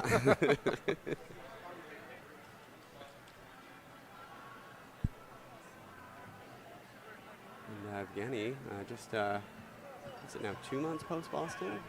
Finding his way onto grinding 5,000 on the track, so pretty quick turnaround, and honestly, good result moving down to the short distance. Through in 17:10 for a kill. Jamie Hennessy closing hard. Is this the final match? Oh yeah, 17:21 for Jamie Hennessy. Also, I believe, of a Norm Athletic Club. The fastest female in that race, mixing it up with the men, as I said, and oh yeah, and that's a big effort from her. It's a great run by Jamie. Fantastic run. Again, a lot of these efforts, all the more impressive by the solo nature of them. Just out by yourself, just pushing against the clock out here in the heat and the wind and getting the result you want. So great run, Jamie, and everyone else in this race. And I believe that rounds out our field here. I don't see any athletes left on the track. No, I believe you're right. So that wraps up the Chase the Pace. 5,000 meters. Sorry, Embrace the Pace. There's been a rebranding there, I think.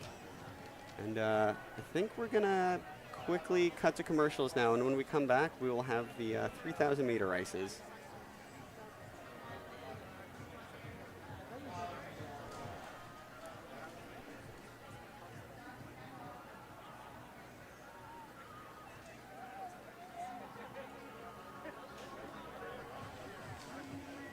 BC Athletics is running and track and field in British Columbia. As a provincial sport organization, our purpose is to promote, encourage, and develop participation and excellence in athletics. We do this through introductory and youth programs, coach education and mentorship, officials training and recruitment, athlete development, camps and support.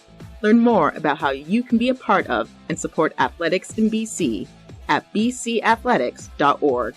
We are BC Athletics.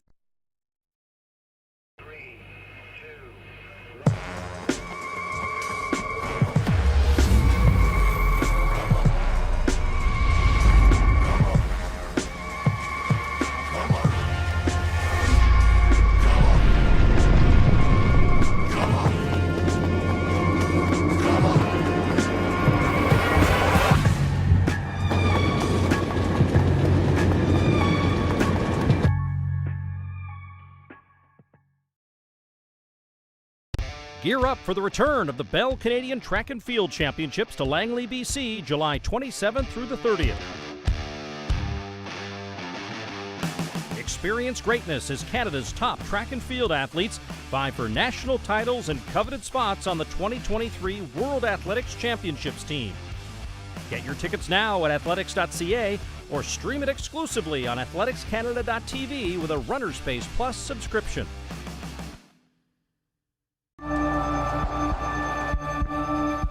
anyone can say they're fast. But when race day comes, when the curtain opens, when it's all on the line,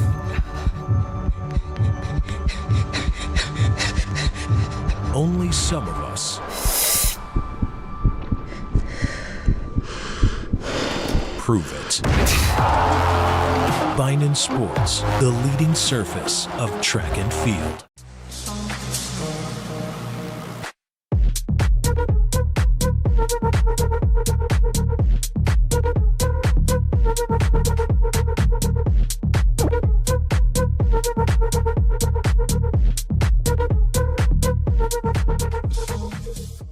AthleticsCanada.tv is your home for the National Track and Field Tour. Watch all track season long as Canada's top athletes compete on their home turf against the best in the world. With 11 meets and over $250,000 at stake, athletes and fans will enjoy plenty of fierce competition leading up to the 2023 World Athletics and World Para-Athletics Championships. Watch the action live exclusively on AthleticsCanada.tv with your Runner Space Plus subscription. And welcome back. If you're just tuning in, this is the 2023 edition of the Pacific Distance Carnival out here in Langley, British Columbia. Next up on the track, we have the men's and women's 3,000 meters. Who have we got in this race? So we got Owen Sanquist-Sherman for Prairie and Harriers.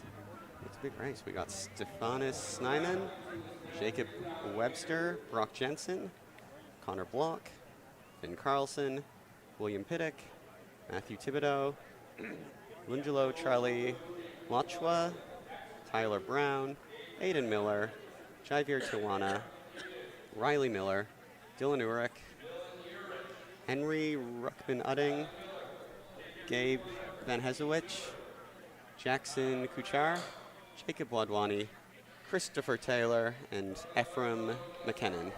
Oh, and a couple more over the page. Antoine Coopers and Cole Dinsdale. So, represented here, we have some Prairie and Harriers, Ocean Athletics, Victoria Endurance, Vancouver Thunderbirds. Got a physical athlete come all the way from Kingston. A bunch of coastal athletes, Coastal Track Club, Victoria Vikings, Victoria Endurance, and another Norm Athletic Club representative in Cole Dinsdale. And we've got quite the spread and ability as well. On the faster end of this heat, we have 8:14 in Cole Dinsdale, and all the way up to 9 flat. So it's going to be spread out early, I suspect. I'd watch out for Cole. Anton's looking sharp. Never count out Ephraim or Chris Taylor. And the youngster, Jacob Wadwani, is coming off a 3:50 PB in the 15, Thunderbirds 15 night the other weekend. So great running for him this season. Good to see him back as well. And speaking of that 1500 night, Dylan Urich there, you can see on the screen, number 14, actually won the fastest heat of that 1500 night. Had a big kick to take down some names, a few of them in this race. It was like Chris Taylor, Cole Dinsdale, so he's also coming back from Scandinavia, I believe, and he's in excellent form as the gets a well-deserved zoom in there. 15 Henry Ruckman-Udding, that looks like, oh, that's another Horizon track and field kit. Like Jacob Wadwani there. Chris Taylor, determined as ever. And we do have a pacer for this heat. We have Paul Fisher, who you saw earlier in the 800 meters. So he's the Vancouver Thunderbird who shot out to the front. He's looking to take them through about 65 seconds a lap. So hopefully coming through 1600 meters in 4:20. And that takes him for a projected pace of 8:08 for the 3K, which is pretty fast. So we'll see how long these guys can hang on to that pace, because that is serious business. As you can see, this is a big field, so a little bunched early, but one suspects at this pace, they went through 32, 33 there, so yeah, getting out fast. It will string out because they've got a pacer who's going for a pretty hot time here. And it is the Horizon athlete. Is that Jacob Wadwani tucked in second place? No. Who's that? Is that? Oh, maybe that's not Horizon. They're on the back straight now, so they're a little far from our booth. I believe that is Colin sitting in third, though, behind Pacer. Yeah, Familiar long loping stride of Cole Dinsdale and the Evan Yeager long hair and headband. It's a steeplechaser thing, I guess. And Cole is pretty legit as a steeplechaser. He was 5th at Nationals last year with an 8:37 clocking. And he's got 350 in the 1500 and a 13:59 in the 5K, so he's got some pretty good range here. Yeah, so 3K, very good distance for him. Usually he's doing some jumps over hurdles and into water pits, but this time just flat out 3K. I think that was Henry Ruckman Udding in first place there, wearing the Horizon kit.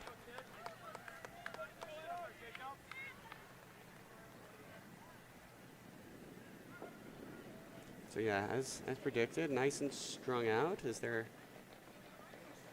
coming up to 800 meters in a little bit. There's a nice shot of Steph Sinman from Ocean Athletics, grade 10 junior.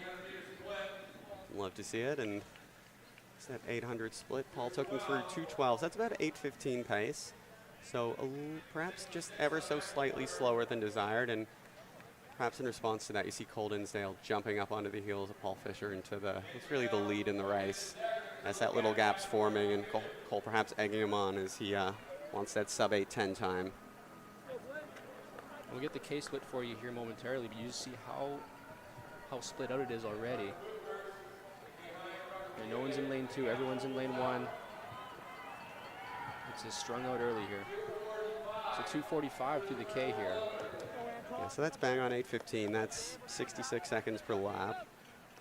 So, slightly slower than perhaps planned, but at the same time, recognizing these are tough conditions out here, and the gap has formed quite suddenly, it must be said, and Cole Dinsdale meaning business right up on Paul Fisher, looking for that fast time. And Cole's a man who knows how to close, so he can make up a few seconds in the final K if he needs to, and still looking ready to run a very fast time here.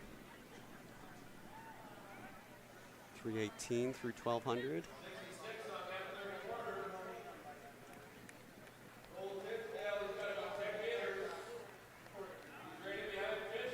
All right, Paul Fisher peeling off the track there, and it's Cole Dinsdale out by himself. What's he got?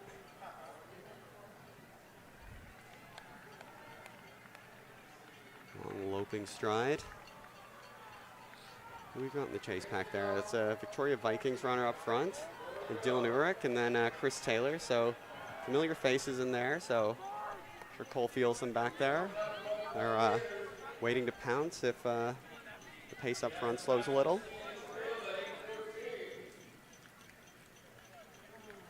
I'll tell you what, at this stage, Cole, it's like he has no intentions of slowing down. That gap, if anything, stretching a little longer.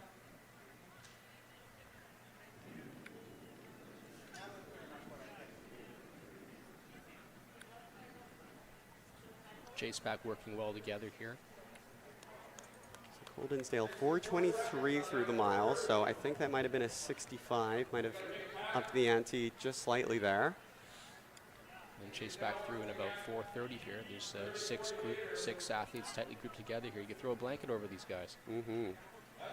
You see a pack like that, and they're a little bunch, so tells me they might be running just a bit within themselves. So I would not be surprised if they close hard in that final K and try to close that gap. And as I say that, Dylan Urich goes to the front with intent. Chris Taylor moving with him. I mean, with a pack like that, they can all take turns just taking the lead here, working together, and just trying to chip away at that lead that Cole has on the field here. Cole running a really impressive, very impressive race here. So the next, when he comes up through the start line again, that will be his 2K split.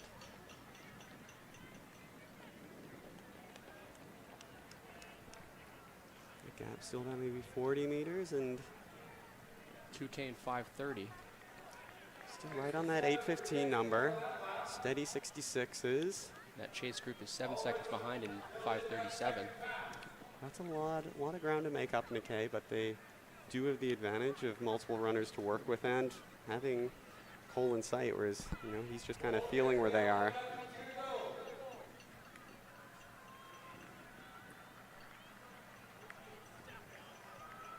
Cole Dinsdale, the Norm Athletic Club man, all business as he comes up to 2 laps to go.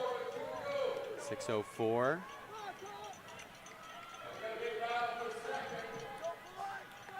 So holding steady as the chase pack looms.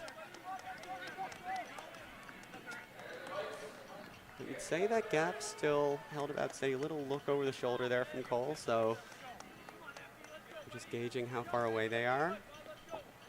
And Cole does have a PB of 8:14, so he's going to be very close to it today. We'll see if he can dip under that 8:15, 8:14 time here. Yeah, that number is in danger, but it is going to take a bit of a fast close, which he's more than capable of.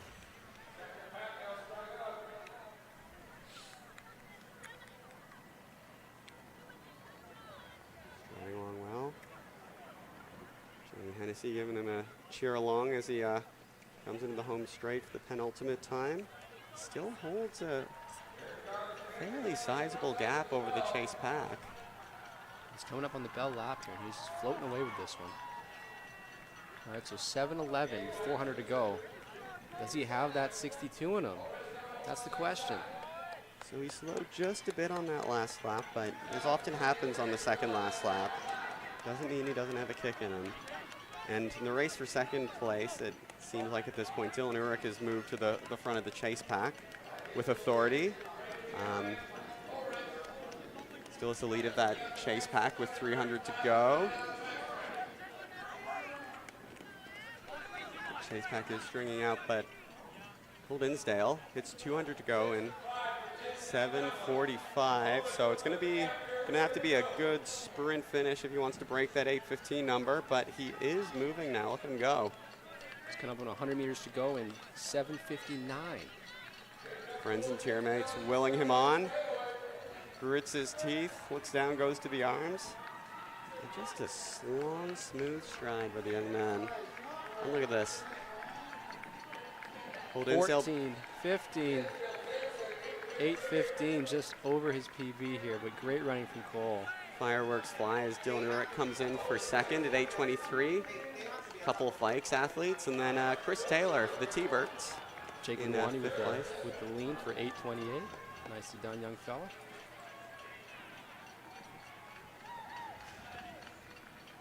String of athletes coming in around 8:40, 8:41. And then Charlie from the Prairie and Harriers just outside of his PB in the 3K, which he set as a BC junior record at BC High Schools recently. It's a great run from Charlie, coached by Bruce Deacon.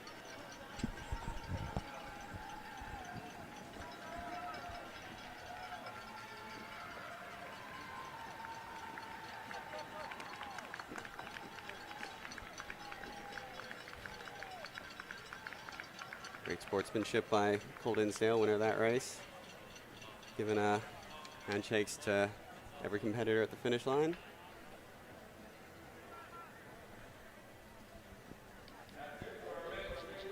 And that concludes the men's 3,000 meters. Up next, we have the women's 3,000 meters on the track.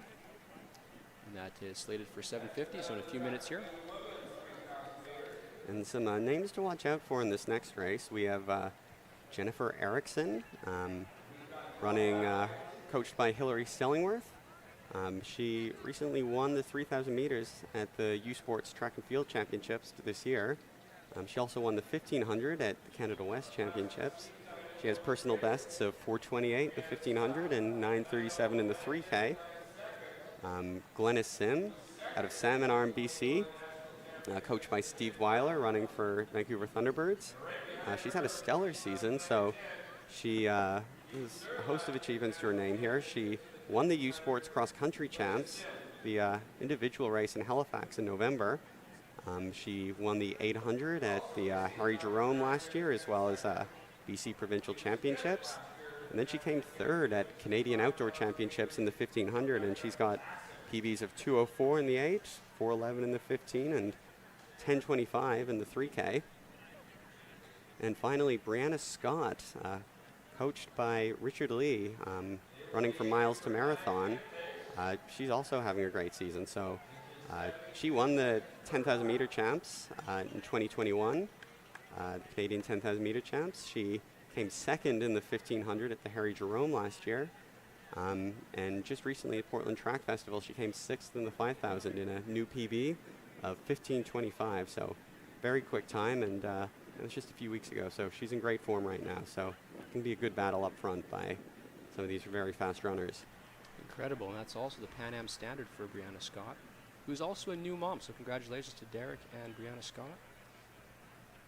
Very exciting and very impressive to see her running. Yeah, So incredibly soon impressive. after her first child.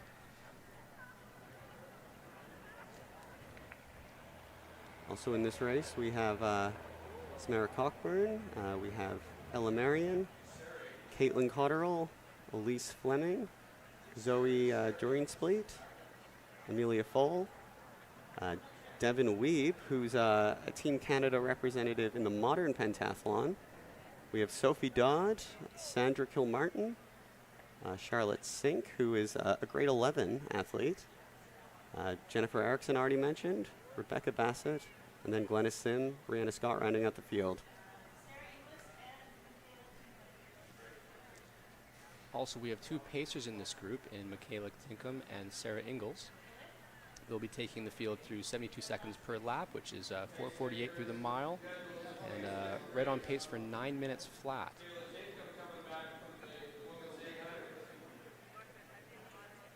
Sarah Inglis, great runner.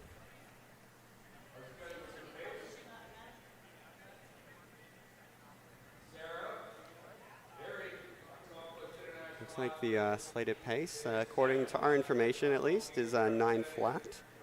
That's 72 seconds per lap. So Brianna Scott on screen there, number 12. Sandra Kilmartin, number 8.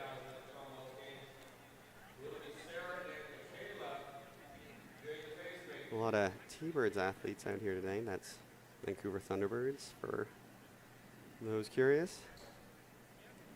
So this field in very capable hands with these pacers. And again, Sarah Ingalls is a double Commonwealth finalist in the 5 and 10K. She's also a runner for Puma Elite, coached by Trent Stellingworth in Victoria. So we'll see what who decides to go with the 72-second pace early on here.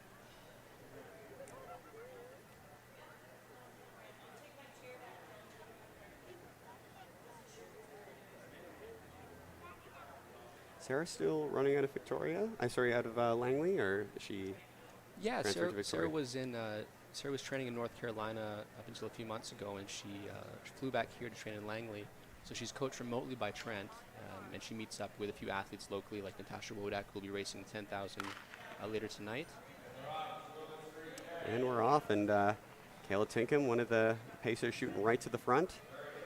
Sarah Ingalls, hot on her tail.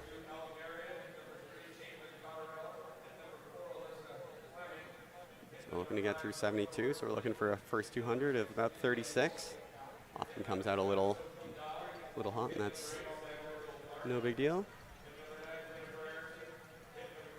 But right away, those three athletes we mentioned earlier, highlighted earlier, going right to the front with the two pacers. So it's Brianna Scott, that's is that Jennifer Erickson, and Glennis Sim. Yeah, we've got Bassett in third spot there. The field just went through in 35 seconds, so they're bang on for pace.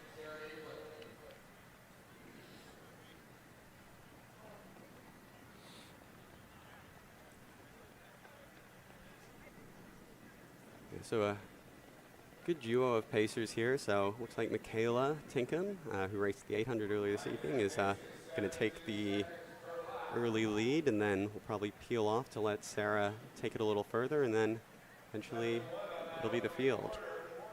71 through 400. Not messing around. Yeah, huge number of T-Birds athletes here, coached by both Chris Johnson and Steve Weiler, and potentially others. So behind our pacers, we have Brianna Scott, Rebecca Bassett, and Jennifer Erickson. Brianna Scott, right, so the two pacers running side by side, which really offers a good chance to tuck in behind and get as much cover as you can. And so they're coming up on 600, and perfect right around that 148 mark.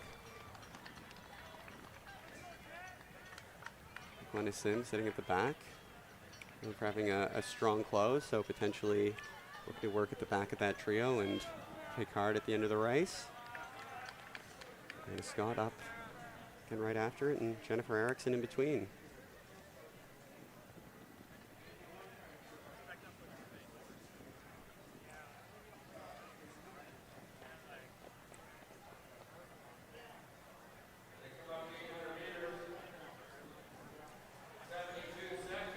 1:24, so still on that sub-9 pace, which must also be said is a very fast time. None of the athletes are coming into this race with seeds under 9 minutes. The fastest Brianna Scott's is down is 9:09.6, but they've asked the pacers to get that right down to 8:59. So they really came out here with the intent of running fast, and through 1K, that leading trio is true to their word. Glennis Sim sliding into second place behind Brianna Scott. Come through a K in right around 3 minutes. Bang on pace there, 2:59. And the weather's starting to cooperate as well. The wind is dying down. It's getting a bit cooler. We got more shade on the track. I think we're set up for some really fast racing later in the evening here. Looks like Michaela Tinkham potentially, peeling off there. So it'll be Sarah leading the charge from here.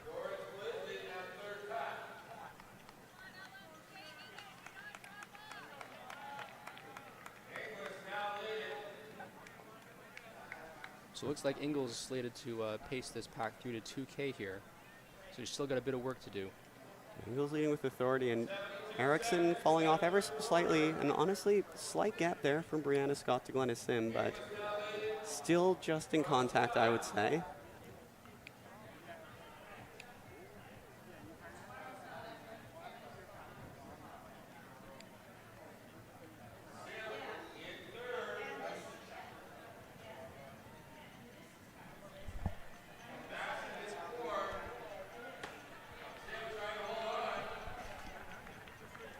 And Glennis Sim still holding contact there with Brianna Scott.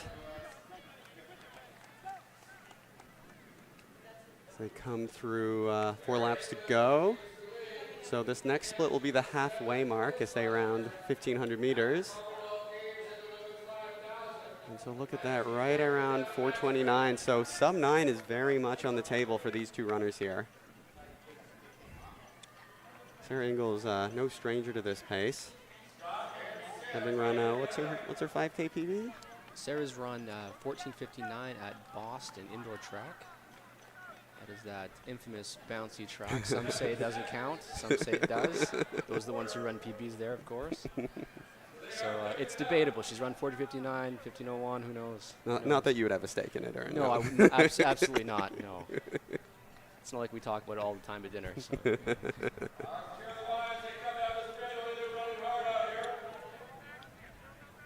Coming up on 3 laps to go, so Brianna Scott tucked in right behind Sarah Ingalls. Brianna Scott occasionally drifts a little further back, but always moves back forward, so maybe hurting a bit with the pace, but still very much in this. 5:24 with 1,200 to go. So we'll get a 2K split for you here shortly. But if Brianna can stay on pace here, I don't doubt her kick. I've seen her close races like an absolute freight train, so she's definitely one to watch here. Sophie Dodd running across the screen there. Here comes a troop of T-Bird runners. Hanging out there, running some fast times this evening. That's Zoe Dorenspleet. So we've got the 2K split of 6 flat. And Sarah Ingalls has dropped off the track, so it's now a straight race. And Brianna Scott does hold a maybe 4 or 5 meter lead over Glennis Sim. As we've talked about, both noted closers of races. So, hard to kick off a pace as fast as this, but if any runners can, it'll be these two. And we've got a race in our hands, folks. Glennis is slowly closing that gap. Every stride here. And Brianna must sense it as well. She must know she's coming. 6:38, so ever so slight drop in pace here, but nothing that can't be made up in the final 2 laps to break 9 minutes. So Jennifer Erickson still running strong, came through about 6:48 there through 2,200. She's going to run a fast time, but for the victory tonight, it does look like it's a battle between Brianna Scott and Glennis Sim. And that gap just ever so slightly opening.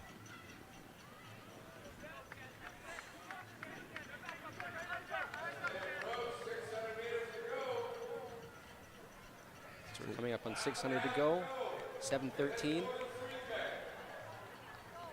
13, Brianna Scott, where she's been all race in the lead. Glennis Sim close behind, but Brianna Scott really having her authority on this race, just trying to pull away and not give Glynis an opportunity to bring out that vaunted kick in the final lap.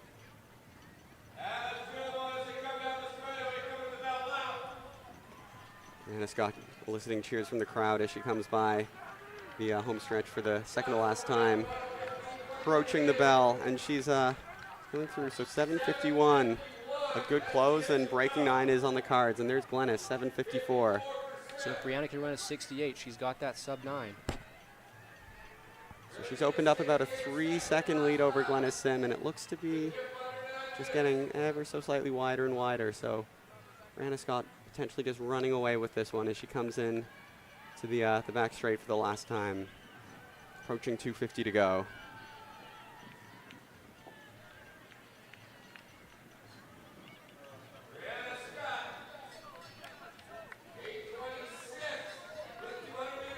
All right, so we're 8:26 with 200 to go. She runs a 33 here. She's got it. Oh, and she's opening up the stride. She's giving it everything she's got. It's going to be close. Brianna Scott maybe now got 50 meters on Glynis Sim in second, who's also closing, but don't see that gap closing with this little real estate left. Great race by Glynis, but it is Brianna Scott leading into the home straight. Giving it everything she's got. It's her against the clock. Oh, it's going to be close. I think she's got it. Oh. And she goes sub 9, ladies and gentlemen. What a run for Brianna Scott. Great to see her close so fast there. Glynis Sim coming through in around 9:08. Great run for Glynis. Continuing a fantastic season. Brianna Scott must have been, what, was that a 67, 66 last lap? Off a fast pace as well. Very impressive for her. I told you, she's one to watch. Always has that sharp kick. Rebecca Bassett coming through in 9:23. Here comes Sandra Kilmartin, the Chris Johnson coached athlete, 9:31. Great race by Sandra.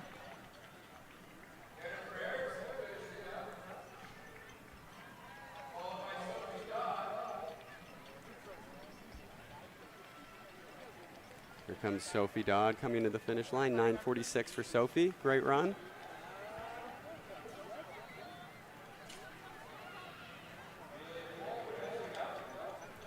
Here comes Amelia Foal, giving everything she's got in the final 20 meters, coming in a hair over 10 minutes. Big kick here from number 4. Elise Fleming coming in hot. It will close as the T-Birds athletes race among themselves, and yeah, you can see the exertion there as the athletes pile up at the finish line, taking a well-deserved break for a tough race in the Langley heat. Victoria endurance athlete comes to the line here. Samara.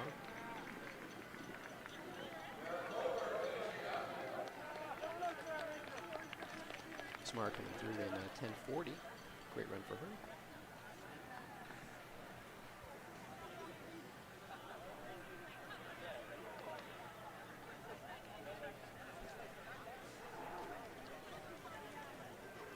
And that looks like it's the conclusion of the women's 3,000. So that's the end of the 3,000. So you can see on screen there, great run by Brianna Scott, taking the win in 8:58, getting under that magical 9-minute barrier. So sensational effort from her.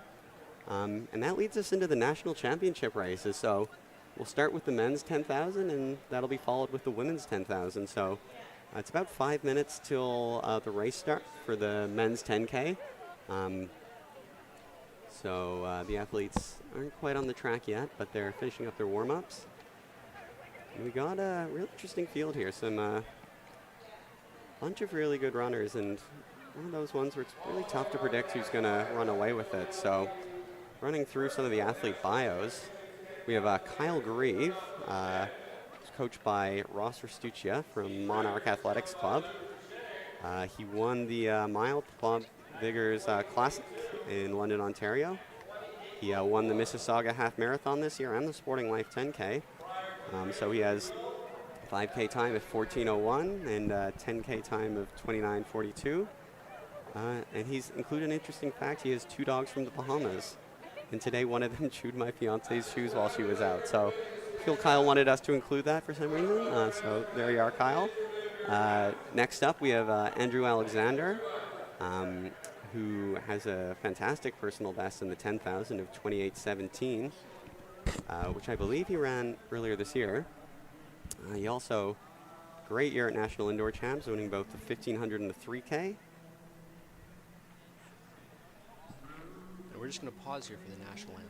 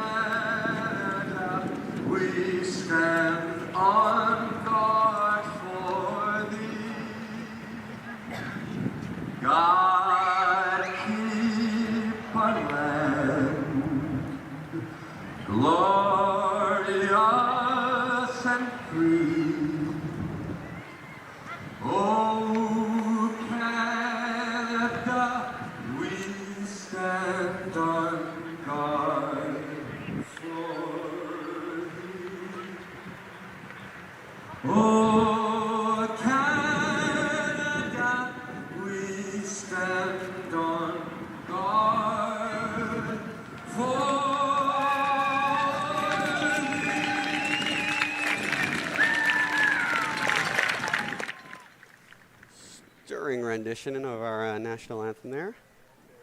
The athletes go back completing their final strides and coming back through.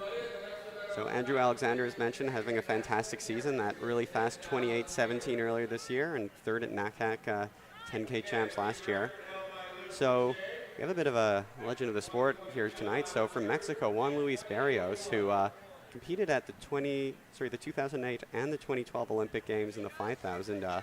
Came top 10 in both of them, so, and with a fantastic pedigree, actually a PB of 27:28 is here tonight. So he says he's moving his way mostly up to road now, and he's competing in the Masters division, but still traveling to Canada to mix it up in the 10K champ. So love to see Juan Luis Barrios out here. Harry McKinnon is here. He has a half marathon PB of 106:59, a 5K PB of 13:33. And a 10K PB of 28:33. So he's having a great year. Ben Preisner, who competed for Canada at the 2020 Olympic Games in the marathon, is moving down to 10K here. He's run 29:08 over the 10K. So he has pedigree at this distance, and it'll be good to see him mixing it up on the track.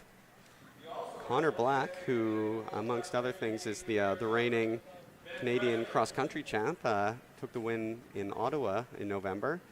He's running for the London Western Track and Field Club, aka the Bandits.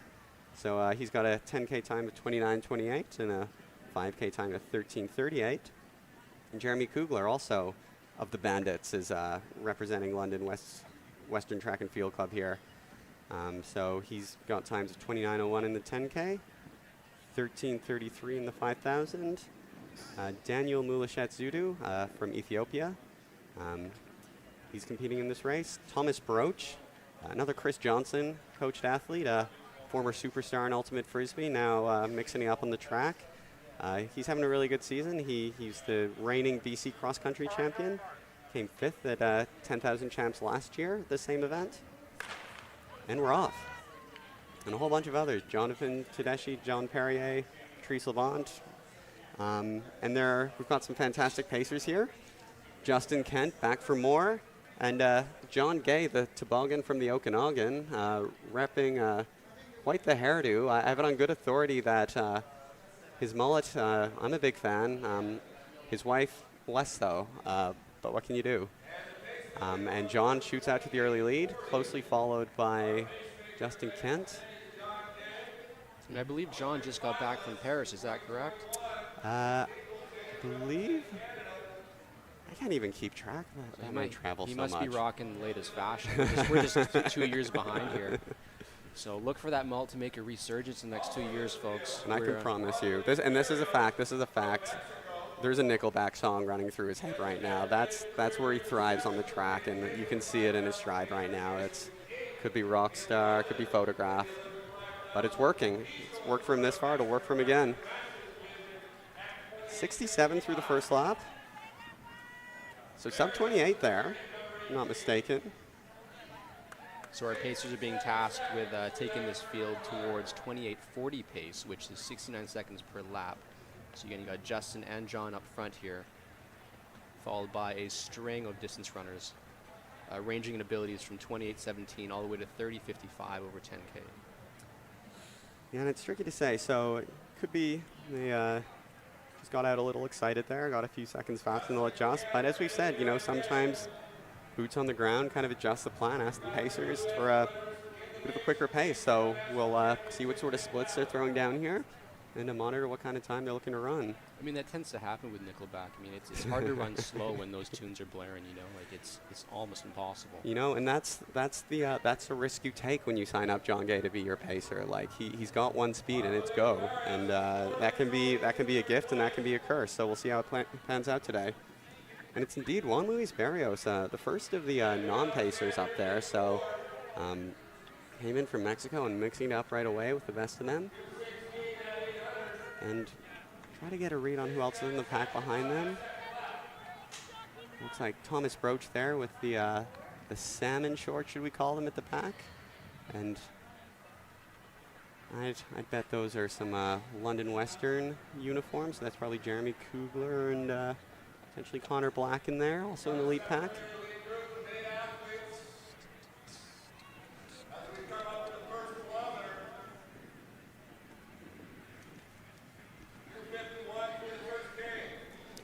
.252. Okay, so that's more in the 28:30, 28:40 range that we're expecting. So pace is settled in, and the field's separated into two groups. So John and Justin leading the charge on that front pack at that 28:40 sort of pace, and then a chase pack, maybe that more 29:30-ish pace. Yeah, so that front pack went through at 2:53 through the kilometer, which is, fun fact, the same pace as Kipchoge's marathon pace. So imagine running that for 42.2 kilometers. I really can't. I don't care to, in fact. And then, yeah, and in both packs, you can see the telltale signs of a good but intelligent early pace. So those two groups are both cohesive but well strung out. So nice couple trains there, and 25 laps. It's just a grueling event, especially around the track. So early in the game, it's just all about minimizing expenditure of effort, being at the right sort of pace and the right sort of group you want to be, and just settling in for the ride, because still a long way to go.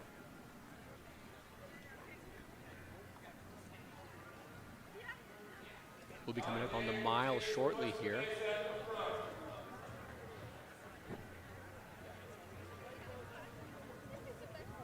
Looking for something around 4:35, 4:38.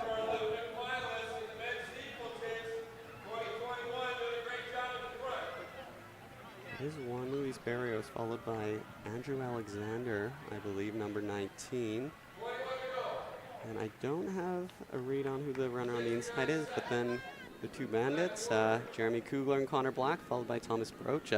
Classic rivalry, of course, Vancouver Thunderbirds versus the London Western Bandits. They're 1-1 at recent ACXC championships, so the grudge match, as it were, this year for all the marbles.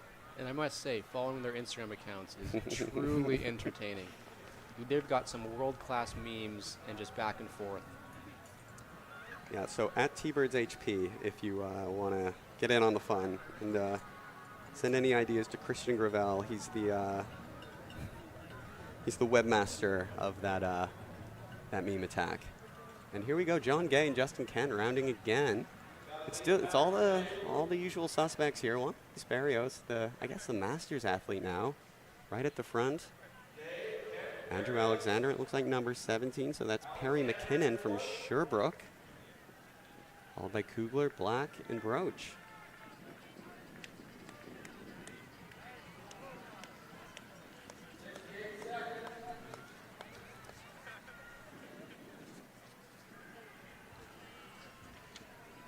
Yeah, speaking of Perry McKinnon, he's got an interesting quote here. He grew up on a dairy farm in rural eastern township of Quebec. And he says, I'm confident I have one of the best year-over-year progressions over any athlete in Canada right now. So the young man's confident. And you know what? That unwavering confidence in yourself is what you need to run fast times. So he's got that belief, so we'll see if he can progress through this field of very talented and speedy runners. The club's Sherbrooke, but it looks there he's running the Ivy League Championship. So if I'm not mistaken, he runs for Cornell. So having a great year over in the NCAA, and 13:33 5K and 28:33 10K. He's got the times to prove it. So very much in a position to mix it up with the top Canadian 10K runners here, as he is at this point, coming up on 2,400 meters. So a little move there. Thomas Broach moves ahead of Connor Black, but still very much a train in anyone's race at this point.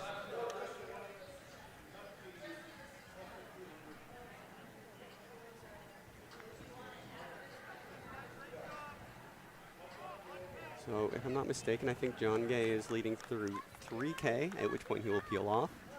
Justin Kent will then lead the charge through 5K. And then it's just every man for themselves.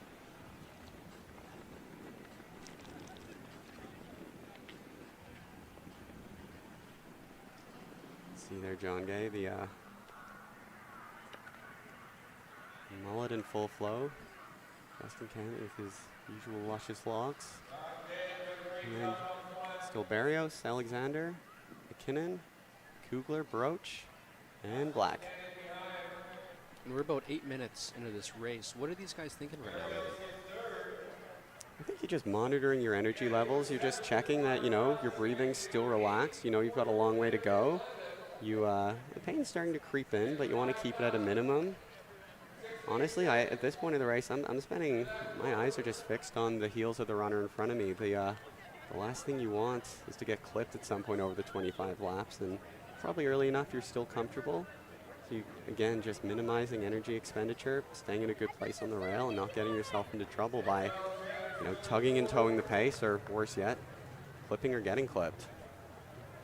And it looks like these athletes are doing just that. No one's running side by side. Everyone's just strung out, single file.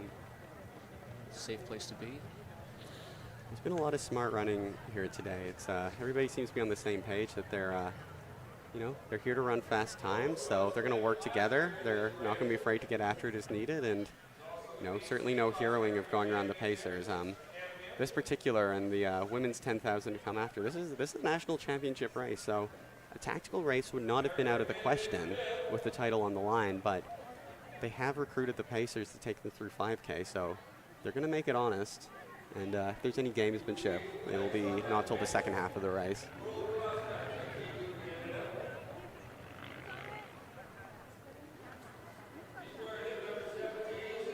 Still steady. So John's actually outdone his assignment as he was wont to do, so he's come through. This is 3,300, so might start to think about peeling off here and leaving it to Justin.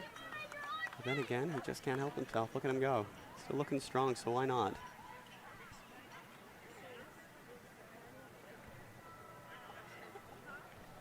.3,400 meters, and just maybe the only real story to tell here, a slight gap forming there between Connor Black and Thomas Broach, the back of that lead pack. That's what you were talking about earlier, Ron. You know, it's easy to let that gap form, and you really don't want it to, because it's a lot easier to stay on a pack than it is to reel it back in. Absolutely.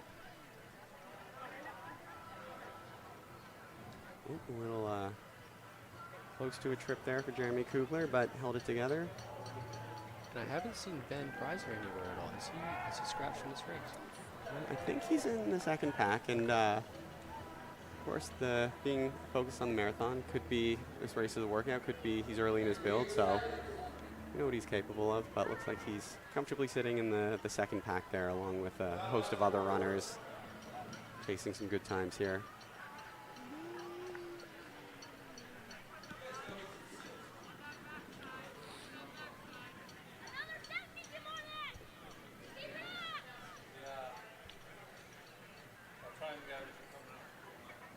See the chase pack there.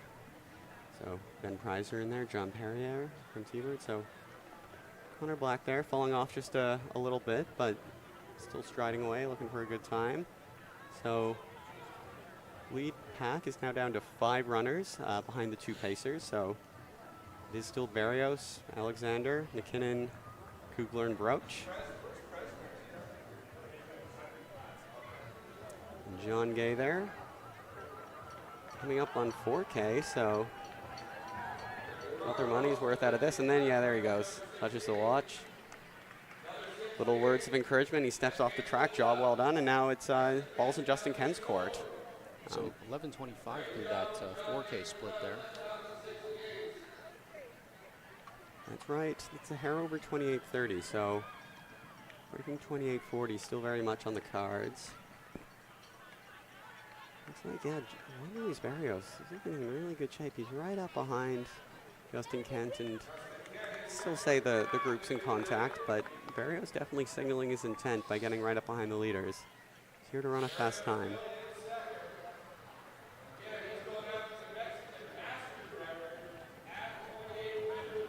And Barrios is chasing the Mexican Masters record, we're told, of 28:55. So he's definitely on pace for that. Just a matter of, can he hang on to this pace? Comfortably under at this point. You see a shot of the chase pack there. We've got a Laval athlete, an Irish athlete. It's 11 and 14. That's Jonathan Tedeschi and Michael Morgan. So, sorry if I'm pronouncing this wrong. Sligo AC there for Michael Morgan. So, actually an Irish club there.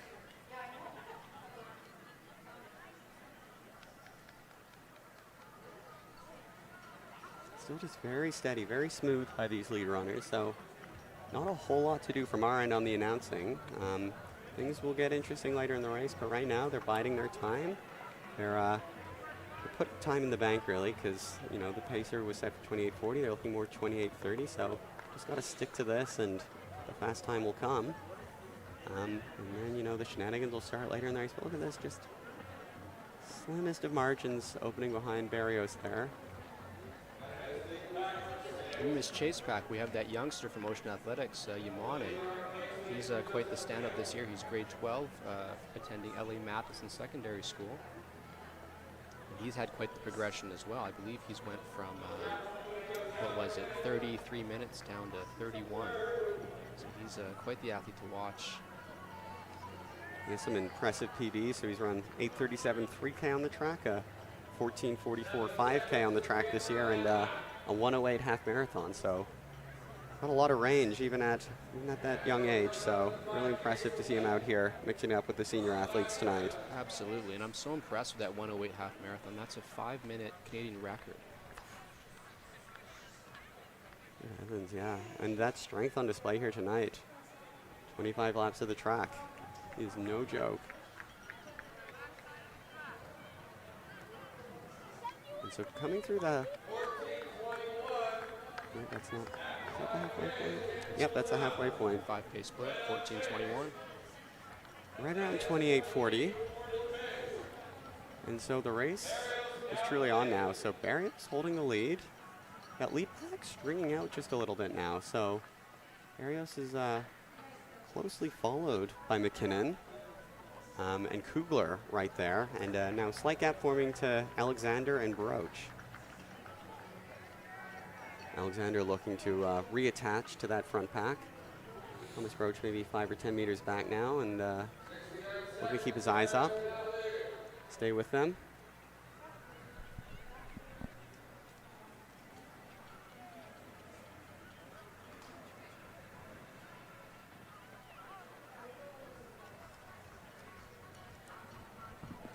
And it's up to Barrios now to keep that pace honest. I wonder if any of these other fellows will take a turn on the front. Yeah, when it comes to racing experience, it's hard to match his resume with 2 Olympic finals and 2 great performances in Olympic finals on the 5K. And still going all these years later. He'll run a Mexican Masters record and break 29 minutes in the bargain. That's great to see, Evan. There's hope for us yet. Well. So he's signaling for who is this? For Perry to take a turn on the front here. Yeah, and fair enough too. And this would be a wise move for all three. They're going to run a faster time if they trade off the lead, work together, and looks like they're on the same page there. McKinnon shooting to the front, taking his time at the front, and maybe they discussed this pre-race. Maybe this was prearranged. And Barrios signaling to cut him in front of Kugler there. And Alexander slightly behind that lead three, but still in contact if he can just close that gap ever so slightly. He hasn't really fallen off the pace yet. So it's kind of still a four-man race here. Thomas Broach working hard, but now a little ways back. And in fact, Connor Black, who maybe strategically dropped off that lead pack, is perhaps reeling in Thomas Broach a little bit here.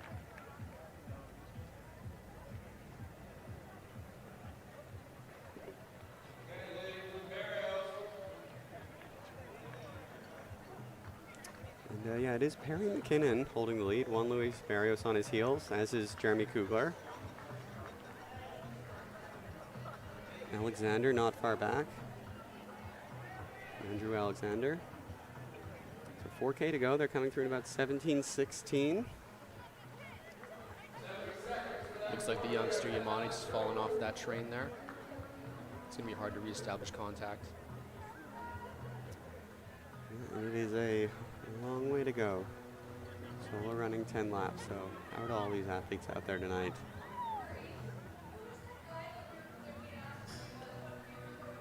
And this trio working really well together. Looks like Perry's moving over to the side for Barris another turn here.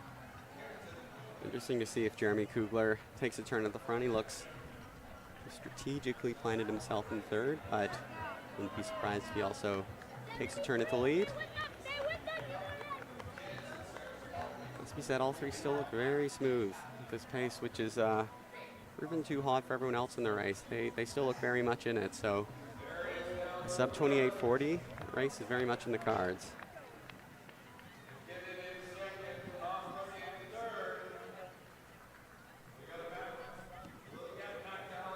Coming up on 9 laps to go.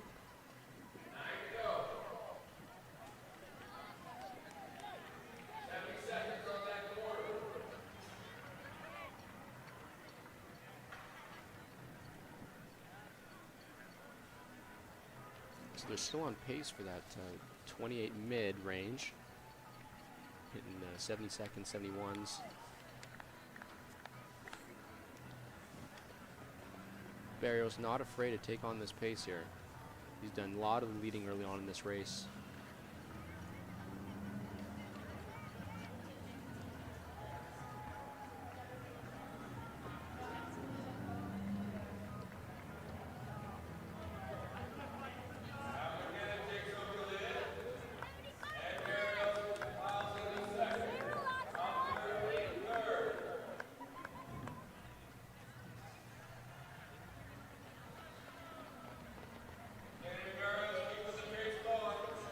And it looks like McKinnon in the lead here is Barrios a little wide, and Kugler tucked in on the inside there, conserving his energy.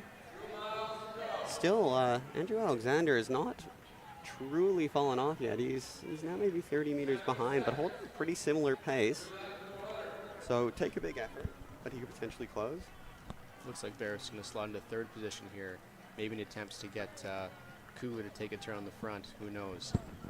So a bit of strategy being employed here from the wily veteran in Barrios. Yeah, no, you don't want to do any more work than you have to, especially when the going gets going in the last 3 or 4 laps of the race. So yeah, Barrios does slide to third. Trey McKinnon looking very smooth up front.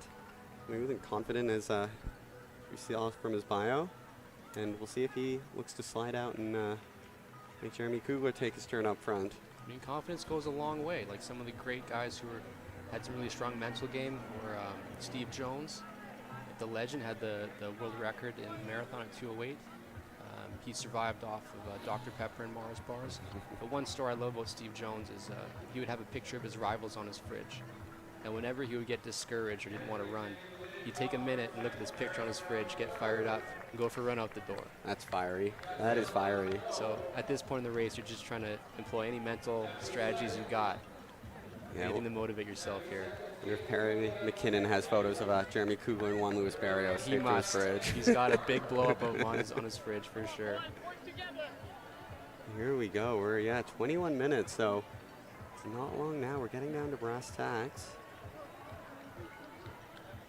Perry McKinnon holds the lead. Tightly behind him is Jeremy Kugler and Juan Luis Barrios, so really hard to say who's going to take it at this point. 21-24. 2.6 to go, so we're coming up on the 3/4 mark of the race. I say round the 100-meter start point here.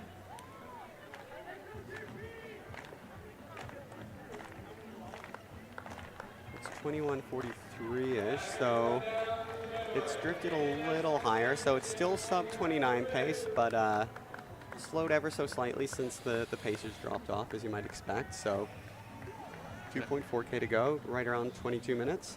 And I wonder if Barrios has sensed that the pace is a bit slow because he's looking a bit antsy back there. Again, that Mexican Masters record is 28:55, so he's going to be really close to it. Yeah, he's in a tough position because if he knows the pace is dropping a little from where he wants it, might be tempted to take the lead, but also there's a lot of running still left, and you don't want to be up front the whole way. Perry McKinnon looks fairly happy being up. Oh, as I say that, he slid off, and Jeremy Kugler does go to the front to do his turn, pulling the group around. Here they come, yeah. Yeah, as they come through the finish line again, it'll be 2K to go, so it'll give us an idea of their 8K split.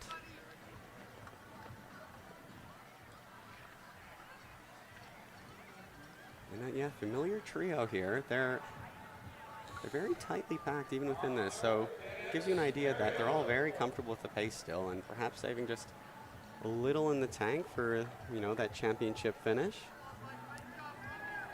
Not to mention, there's a lot of money riding on the line here as well for this championship.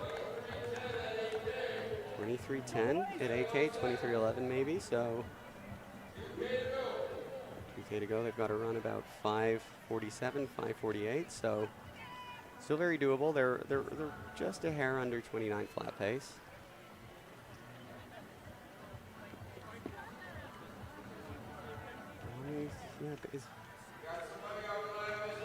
Essentially a little pickup in pace there by Kugler.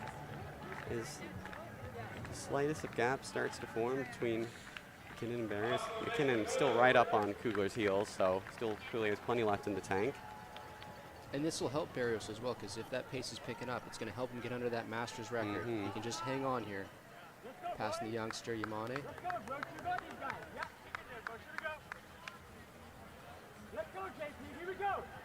Six, David Girardin from Laval up on screen there. Here we come, Jeremy Kugler.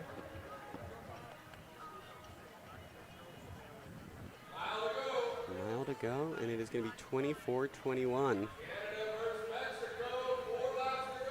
So 70 seconds will not quite get them under that 29 flat marker, but must be said, I'm sure they'll find a few seconds on the final lap or two. So sub 29 minutes still very much in play, and for Barrios, that 28:55 mark, it's going to need to pick up just a little bit, but also still very much in play, especially him looking smooth, and McKinnon going to the front again.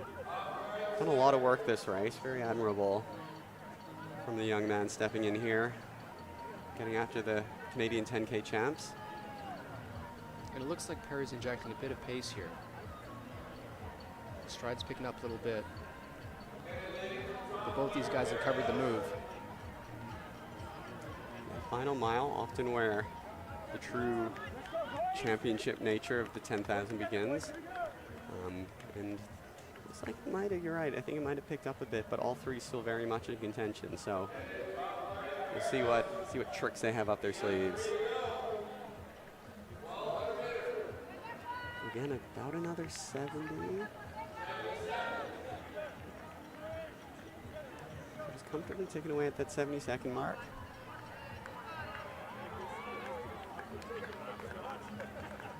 there's been any changes in pace, they've been fairly gradual so far, been fairly subtle. You wonder with, as we go to the 200 mark, which will be 1K to go, whether we'll start to see some more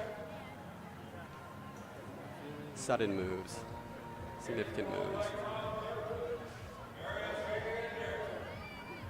It's like 26:06, 26:07 with the K to go. So yeah, there has been a bit of an injection of pace there, potentially. And Barrios must know he's close to that record, so look to watch him closely here, see what he does. So you'd have to get under 250, which definitely doable, but is a bit of an injection of pace. Speaking of which, here comes McKinnon, just done a lot of work tonight, leading the charge. Really wants to get a fast time. 26:41, 42. So it was a 69-second lap, so subtle pickup in pace, and just a tiny gap there forming between Barrios and the two Canadians, Kugler and McKinnon.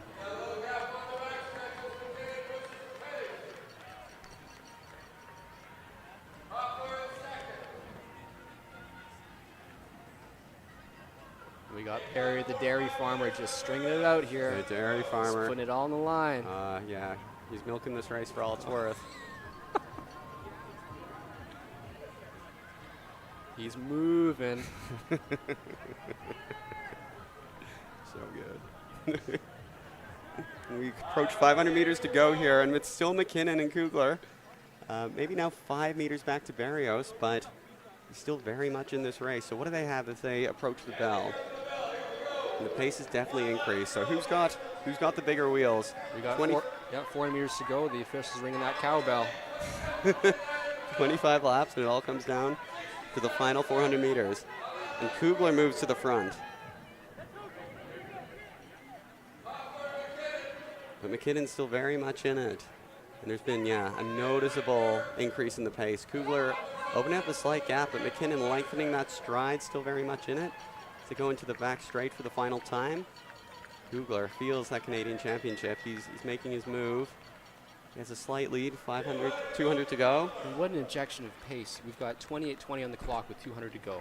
So he could go 28:50, 28:51 here. Absolutely. Oh, he's just opened up his stride, and a large gap is formed. Kugler's played this race to perfection. He's sat in, he's been comfortable, and he's made a decisive move with 1 lap to go. He's powering away in the home straight. This is going to be an incredibly fast final lap, especially over 10,000. 28:47 as he breaks the tape. Your 10,000 meter champion. And does Barrios get the record? 54, 55. Ooh, just outside. That's close. I think he might have fallen just short there, but we'll have to go to the photo finish in the milliseconds there. So yeah, your top 3 there. Just a fantastic race. Jeremy Kugler just bided his time and then ran a furiously fast final lap to win the national championship. Harry McKinnon came in with intent, and he pushed the pace the whole way. Just wasn't quite able to shake Kugler, but hung strong there for 2nd place. And Barrios coming in 3rd there. I think not eligible for the Canadian championships, but 3rd in this race, and a extremely impressive Masters time. It looks like it might be Connor Black here, who's coming in for the 3rd place Canadian. Number 10 coming to the home stretch. It's number 8's closing hard though. That'd be Kyle Grieve. Oh, sorry, we missed Andrew Alexander. Connor Black coming through in 29:50. And sub 30 there for 11. That's Jonathan Tedeschi.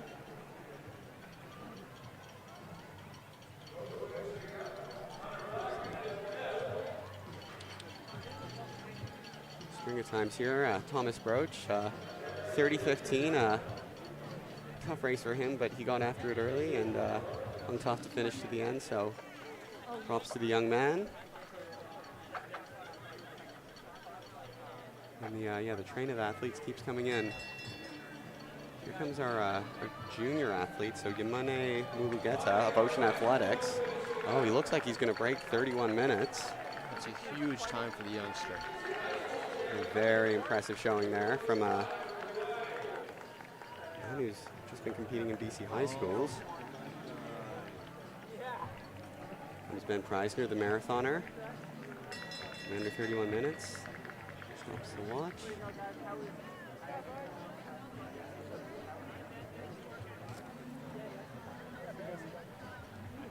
Looks pretty fresh, it must be said.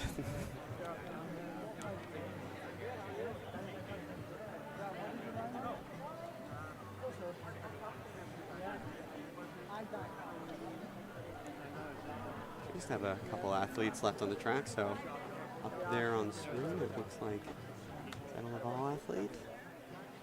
Is that David Giardine? Yes, that's right, David Giardine.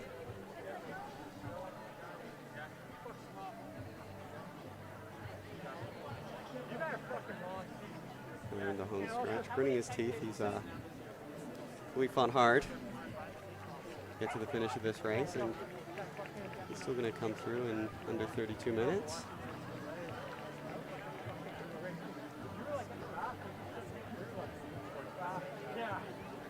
And number 3, Harry-Yves Normandin of Shakur's Athletics. 32-12. And that rounds out your field for the Canadian 10,000 meter champs. So your winner this evening, Jeremy Kukler, followed by Perry McKinnon, and then Juan Luis Barrios, third place in the race, and I think Andrew Alexander, the third place Canadian for the national championships. So 28.55 high for Juan Luis Barrios, so right on the precipice of that Mexican Masters record.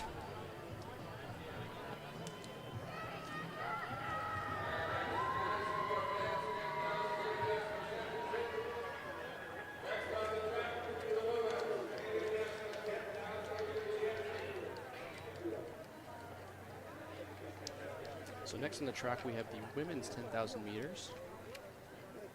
And we do have a scratch. Gabrielle Ledoux-Stafford has scratched from the race. Pacing this race we have Sarah Ingalls and Talia Allen and Holly McGilvery.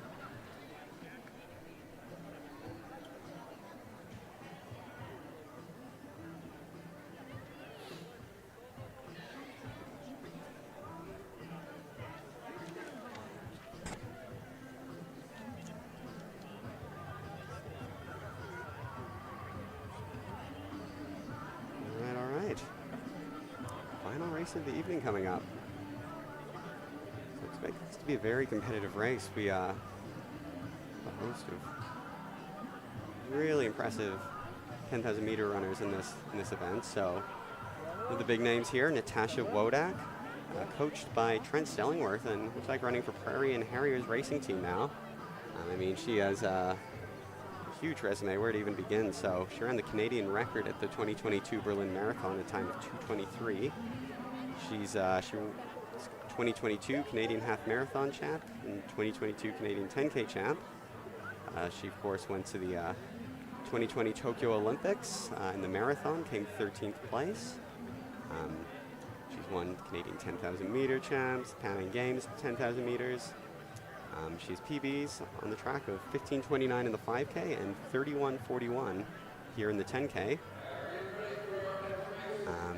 Some other athletes to look out for: Cleo Boyd, representing Physical, coached by Steve Boyd. She has a 5K PB of 15:57 and a 10K PB of 33:02. Leslie Sexton will also be contending for the win here. So she's coached by Steve Weiler and represents Vancouver Thunderbirds. She ran on the World Championship team in 2022. She won the 2022 Sun Run and I believe the 2023 Sun Run as well. That's right, she's a two-time defending champion. Hard to do. Two-time defending champion, Leslie Sexton. She's won the national 10,000 champs. It's on here a bunch of years. I'm not even gonna read them all out. 15:38 in the 5K, 32:31 in the 10K, and she's got good times right up to the half marathon and marathon. So, real strength runner. Watch her to grind it out. And a whole host of other athletes. Where do we begin? We've got Caitlin Ayers. Oh, and we're about to start. And we are off. So we have Natalia Allen, who will be pacing tonight, Canadian Olympian, so excellent pedigree to have leading the charge up front. Sarah Ingalls is back for more, and looks like Holly McGillivray as well. So bunch of pacers here, which is great. Kind of sets us up for a fast time, and to that effect, it looks like the field's immediately strung out.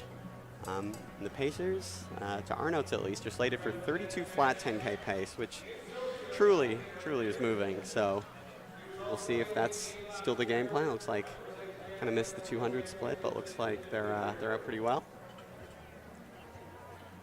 Sarah up front, followed by Natalia.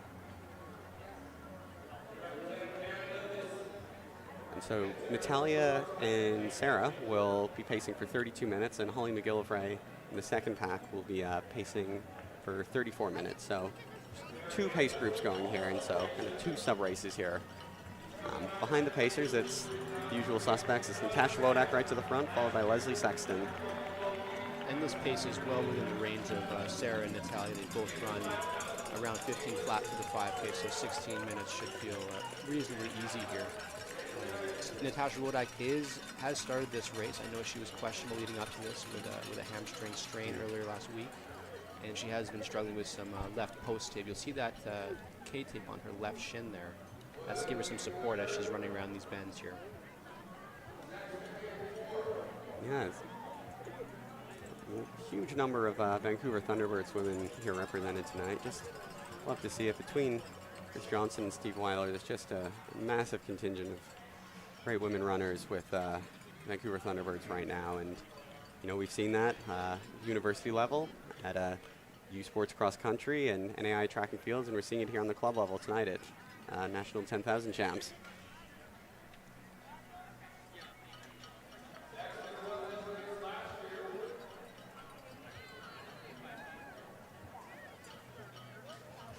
Leslie Sexton, much as she is defending champ for the Sun Run, she is defending champ for Canadian 10,000 Champs. But Natasha Wodak is obviously an athlete of enormous pedigree, so it's going to be a great showdown between these two, and a whole host of other athletes also looking to mix it up with them. They're going through the 800 in around 2:34, so hitting 76s and 77s. They're on pace. They are on pace.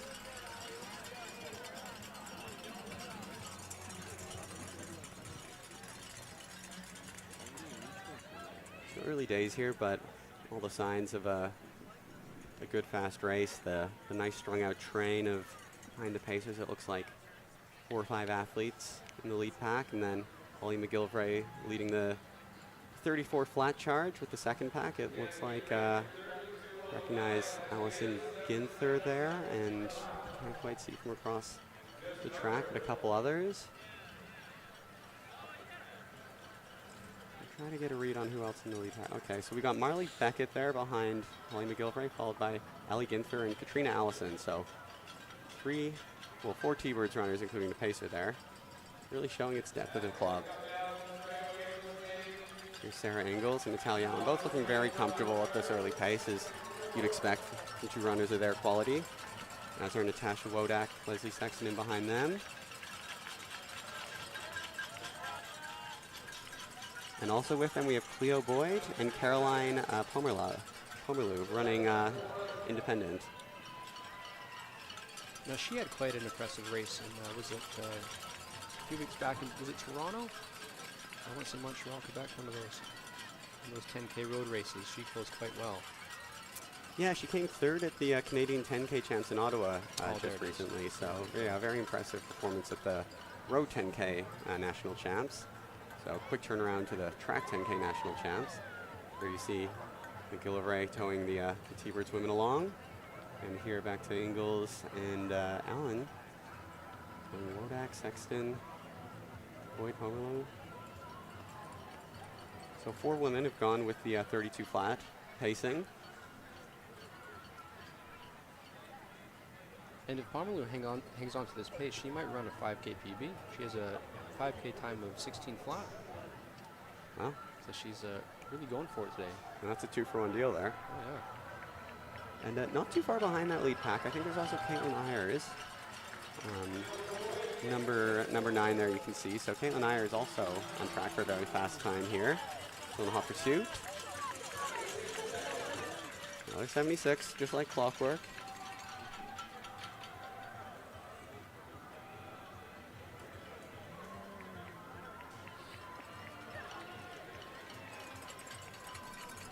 Yeah, and really surgical by the top group here. Settling into that nice train, just gonna ride it for as long as the wheels are on the track, and then later on we'll see the real racing begin in the back half. So I'm not exactly sure how long we're expecting the Pacers to go for.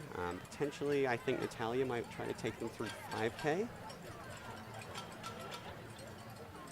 And then, yeah, so it'll be the first half of the race for the lead group pace, and then the second half, everyone for themselves.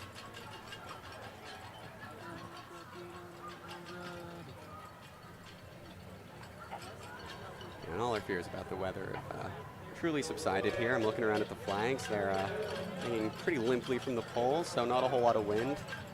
Sun's somewhat receded in the sky, so it looks a lot cooler out there.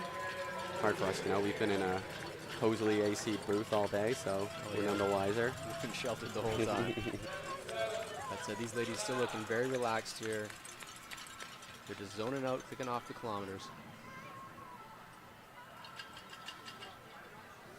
Yeah, no gaps forming, no athletes dropping off, all looking very relaxed and smooth at this point. So expect hopefully as many as 4 women to come through 16 flat. And here in the 17 flat 5K pack, we have Marley Beckett, Ellie Ginther, and Katrina Allison, all hanging on to their pacer, Holly McGilvray.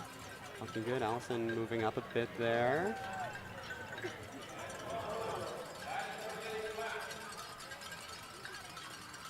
And yeah, business as usual up front.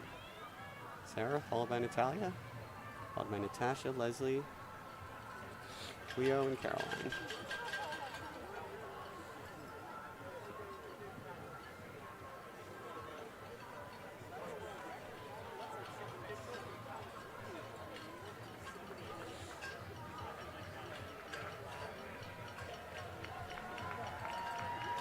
Siebert's chase back there.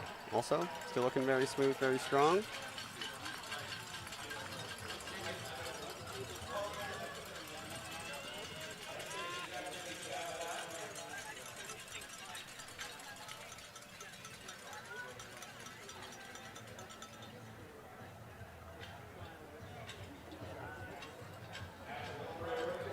Sarah Ingles there, second pace job of the evening. Am I correct that she's also running the Vancouver Half Marathon this Sunday?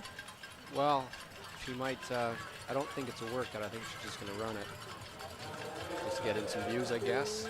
It's a busy weekend of running. You can never count her out. She might race it. I don't know how happy her coach Trent would be, but we shall see. Impressive, yeah. Impressive schedule of running there. And see there the chase pack. Again, McGilvray, Beckett, Ginther, Allison.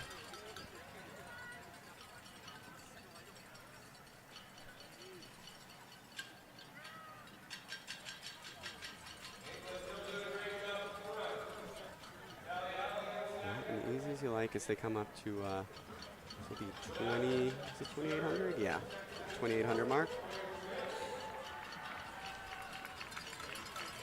Through 7 laps and right around 9 minutes. And we'll get the 3K split for you shortly here as they come through 3 kilometers.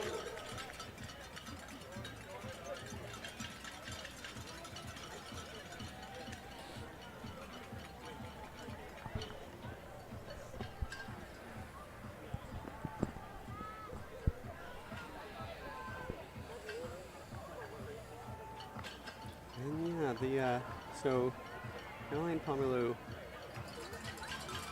working to hold on there, but still very much in contact. Chase pack here. Looking smooth. We came through 3 kilometers for that lead pack in 9:38.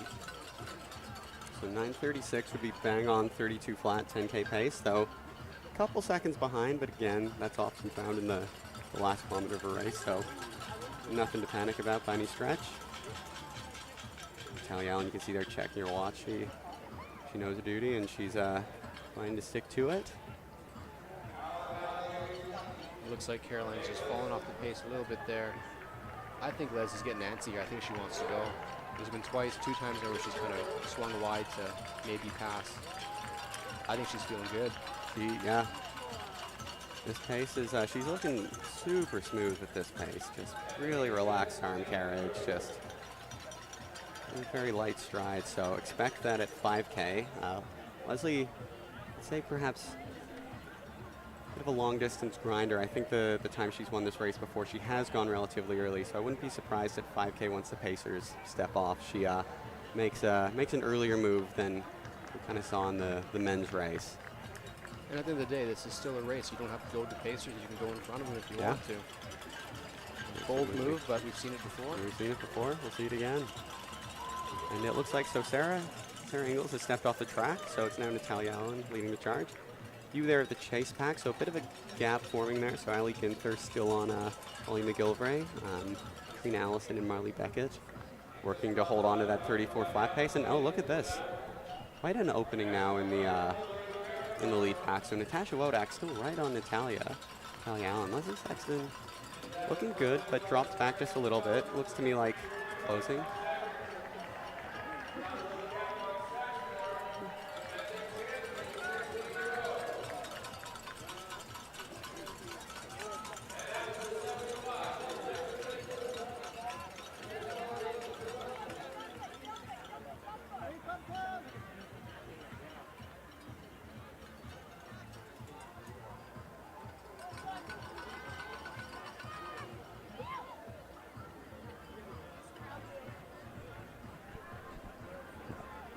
All right, we can see here actually that early days, but Natasha Wodak, not counting Natalia, who's we believe pacing through 5K. Natasha Wodak's actually opened up a bit of a lead on the rest of the field. So Lindsay Sexton maybe 10 meters back, then a bit more of a gap to third place. Here again, the chase back. So Ali Ginther right in behind Holly McGilvray pacing for 34 flat. Trina Allison close behind, and then Marley Beckett not too far back from there.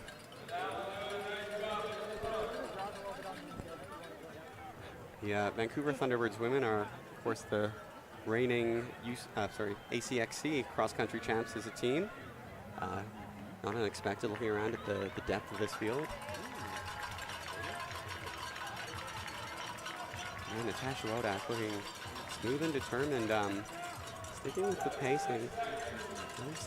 So a 76-second lap, we're told. So that's 3:10-kilometer pace. So potentially the message has got to the pacer, to Natalia Allen, to up the ante a bit. And as you can see, the lead group is falling apart fairly rapidly. And Leslie Sexton's still lurking back there, but it's Natasha Wodak with a bit of a lead now.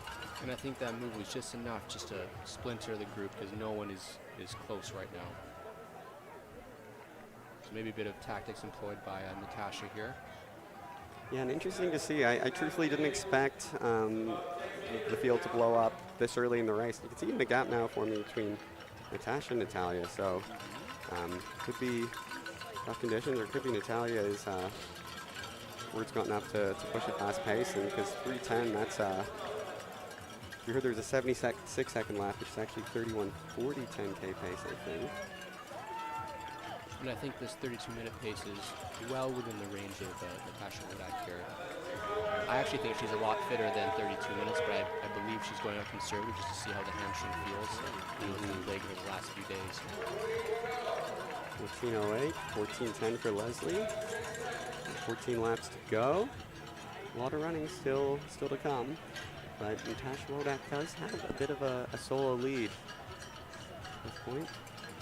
Ali Ginther, Katrina Allison, and Marley Beckett on screen. Finding away at probably approximately 34-minute 10K pace. 11, we have Cleo Boyd there representing Physical. She's, of course, with the early leaders and has adapted to a different pace here now. You can't quite see it on screen, but that gap between Leslie Sexton in second and Natasha Wodak in first, it's not grown. It's potentially even shrank just a little bit.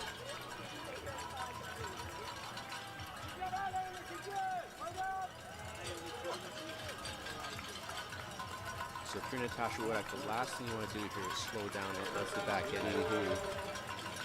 Maybe Leslie's going through a bit of a dark patch here in this race, and she's starting to feel good again. But you're right, that crack is not grown at all, and it's just maintaining itself. And someone like Leslie, you know, she's very experienced on the road. She's run half marathons and marathons. She's used to running alone and holding a fast pace. So falling off is by no means the end of this race for her. She can definitely find it within herself to push the pace and close that gap. So still, we're about 100 meters away from the halfway point of the race. So plenty of running still to come. And see here, I think we're going to come through 5K, perhaps a shade over 16 minutes. So that early pace was maybe just a little aggressive. Coming through in 16:03 for Natasha, 16:06 for Leslie. So yeah, with a fast finish, sub 32 still very much on the cards there.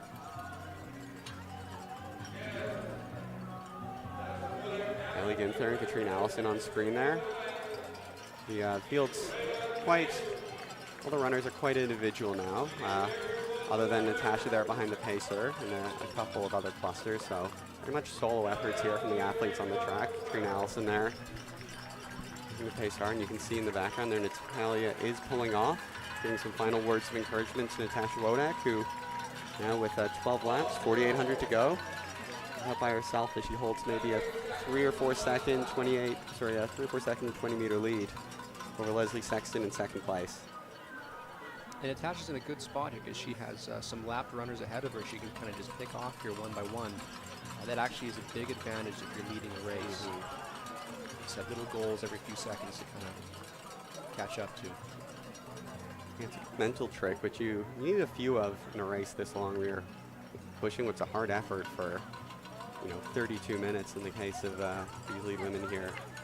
Hard to stay focused that time, so all those little barriers, those little checkpoints along the way, as you said, you can put up and pass the lapped athletes really helps. Leslie Sexton there looks to be in a bit of pain. Looks like Leslie has dropped off the track here. Tough day at the office for Leslie, so unfortunate for her, but she's still having a great season. I'm sure she'll be back, but it does mean that Natasha now has a fairly substantial lead over second place. Probably not aware at this point that Leslie's not back there. And you can see the few athletes are peeling off the track now, so we hypothesized that the conditions were a little better out there, but again, we're sitting in our nice AC booth sipping on vitamin water and Gatorade, so we have no idea. It could still be we are so far removed from reality out there, yeah.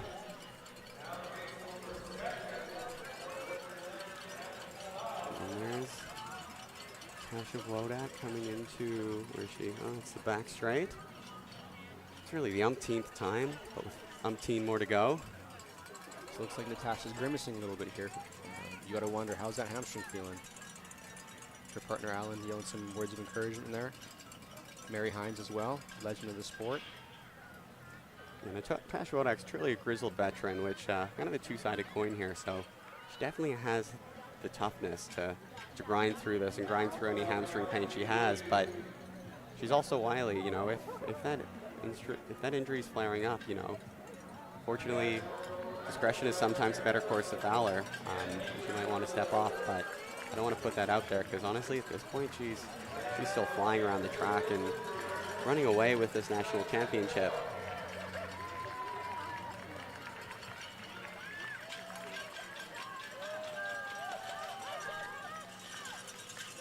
So 4K to go for Natasha. 15 laps down, 10 to go. So she has slowed slightly from that 76, 77 pace. That was a 79-second last lap. Yeah, so she does have the big lead on the field. So just looking to maintain that at this point. Hold on to the national title. One there, that's Jenna McFadden. You can see on your screen. And there's a lot of athletes on the track, and unfortunately, we're not able to keep tabs on all of them. Yeah, you can see, Natasha Wodak grimacing and pointing the stomach, so potentially a bit of stitch there. But still with a healthy lead, if she can keep a rhythm going and get through the last 3 or 4K of this race. Number 9, Caitlin Ayers on screen there. 3, Kyla Becker. 7, Katie Newlove. 2 more T-Birds runners. It's just out here in spades tonight. And then 11, Cleo Boyd is a cult. And I believe Cleo Boyd is now in 2nd spot, now that Leslie has dropped out of the race. Just tough to say where that gap is. It's a little hard to keep track of all the myriad athletes in a 25 lapper, but doing our best. So Natasha Wadek has about a 120 meter lead on Cleo Boyd in 2nd spot.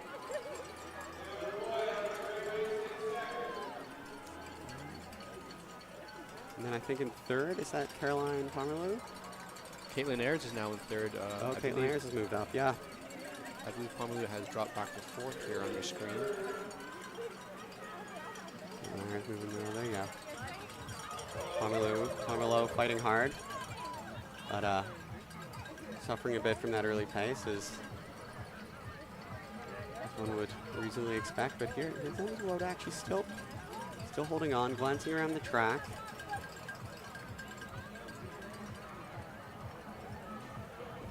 She's still going at a good nick.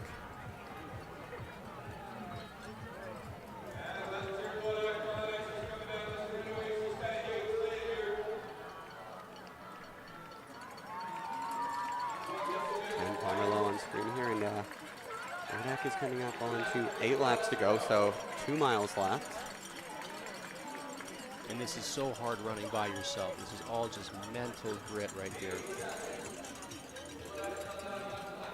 She still has 10 minutes left in this race, so that is really difficult if you're on your own.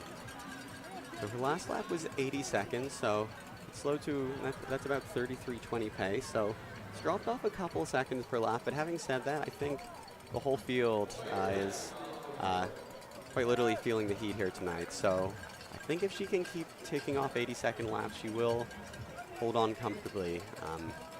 At this point, it's just about keeping the rhythm and, keeping the pace at that 80-second nick, rather than letting it slow down more.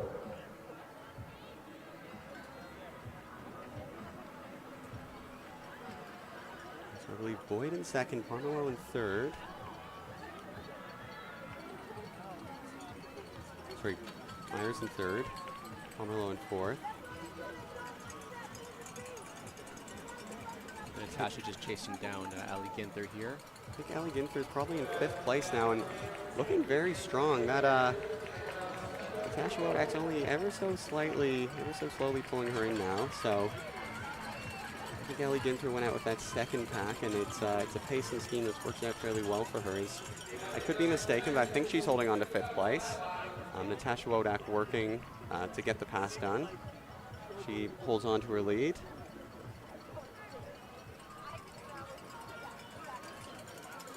Ginther there, running strong.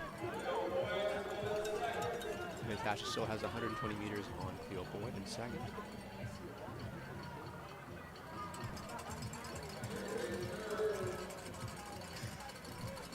There, Pomerleau in 4th, you can see on screen there. And Ayers is somewhere in 3rd place, so he's about as strung out as it could be at this point. Katrina Allison there, Vancouver Thunderbirds, maybe in about, I guess, maybe 6th place there, running strong. Wodak making the pass around Ginther.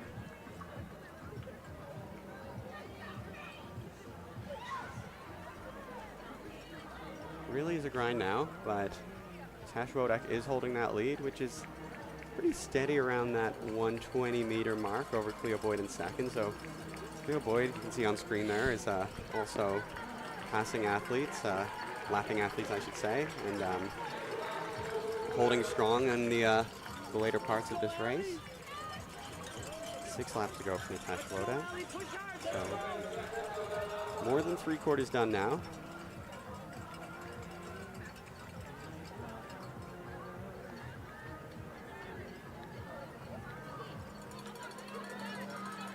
Allen, having stepped off the track there, her pacing job complete, is cheering on the athletes, which we love to see. And right now Natasha's just counting down the laps, 1 lap at a time here.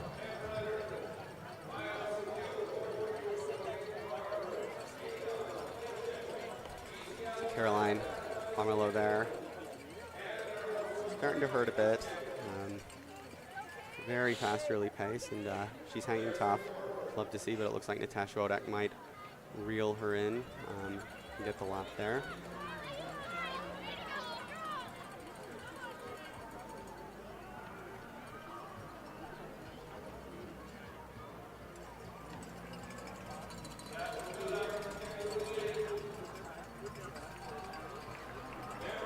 Ellie Ginther, I think, moving into 4th there. McLeod coming strong here. She worked her way through the lapped athletes methodically. That lead over Cleo Boyd, though, has opened up.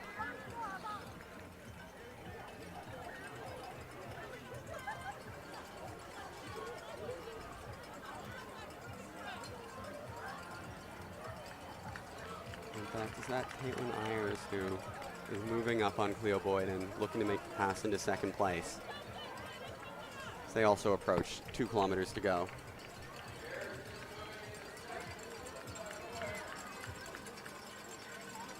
So 2K to go for Ayers and Boyd.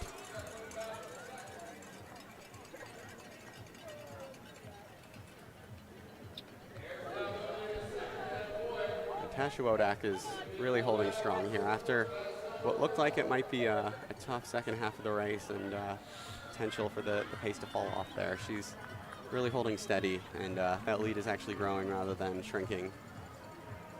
And I think she kind of knows now that she's running away with this one. She has 5.5 minutes left to work here, barring anything disastrous. So I think she can hang on for this one. And that lead is just so insurmountable at this point. A mile to go, 27:23. So she'll probably come through in under 33 minutes, so still a very good time, especially in a championship race and running a really good chunk of it by herself.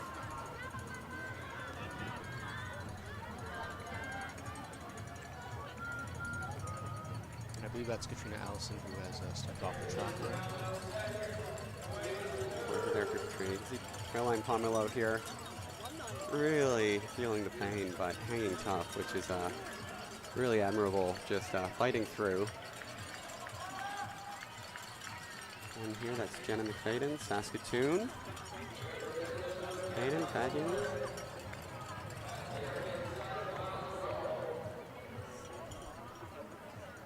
Number 4 in the red singlet, it's Tasha Wodak. It's been her from the start. She got right in behind the Pacers and just tucked in there, and once the Pacers dropped off, it was really all her. That lead is now looking very large.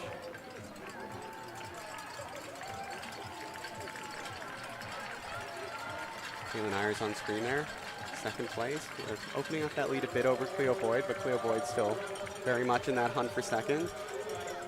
Tasha's got about 140 meters on 2nd place here. Ella Becker there, the T-Bird on screen. Yet another 80-second lap for Natasha Wodak, so that 77, 78 pace from earlier is not there, but once it slowed down to 80 seconds, it really didn't drop off more than that. And with that time in the bank, it's still going to be a fast time. So Natasha Wodak is coming up on 1 lap to go here, so we'll get her 9K split.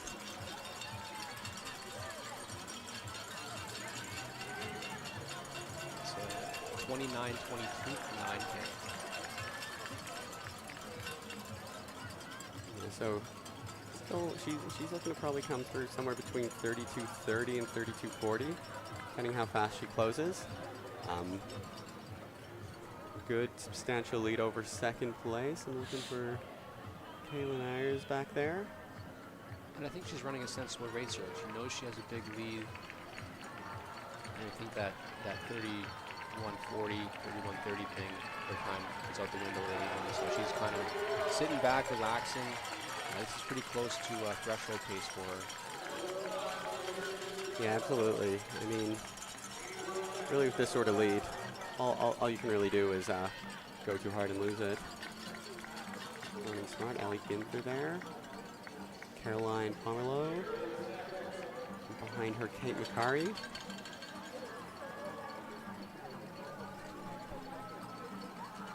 Pomerleau, who's I believe in 5th place. Ellie Ginther in 4th. So if Natasha manages to run around 32:30, that Pan Am game standard is within reach for 32:28. But also, if she runs under 32:56, the Canadian female 40-plus record is up for grabs. So outstanding. We still have a few things to aim for here. I don't think Natasha knows that, but we do. We do. So we can get excited about it. Yeah, lots on the line there now. And as I said, she's just taking off 80 seconds like clockwork. So, and as she's coming up here, it'll be one lap to go as she hits. So she's coming up on the bell lap here. See how much kick she has left, but really she's run away with this race. Comfortable lead over 2nd place. It would have to be 32:28 would be tough. 31:25, 26. So it'd be just over 60-second close. It might be tough, but that female 40-plus record very much up for grabs, and it looks like she has found an extra gear as she's run into the final lap, coming up on 300 to go. Absolutely. Looks like that 32:58 40-plus record is going to fall today. Absolutely smashed. Goes 250 to go for Natasha Wodak. Just really clinical effort here today. No doubt from the beginning, just set a hard pace early, hard pace through the middle, and here she coming to the end with a hard pace into the finish. Final curve for the last time. 150 to go, and she's opening up the stride. Definitely feeling the pain of the grinding 25 laps, but she enters the home stretch. The win is safe, and the crowd, rightfully so, giving her the big cheer as she comes into the final 100 meters. Running away that female 40-plus record, 32:56. It is gone. The fireworks fire. And there you go, new 40-plus record for Natasha Wodak. 32:43. Great night's work for her.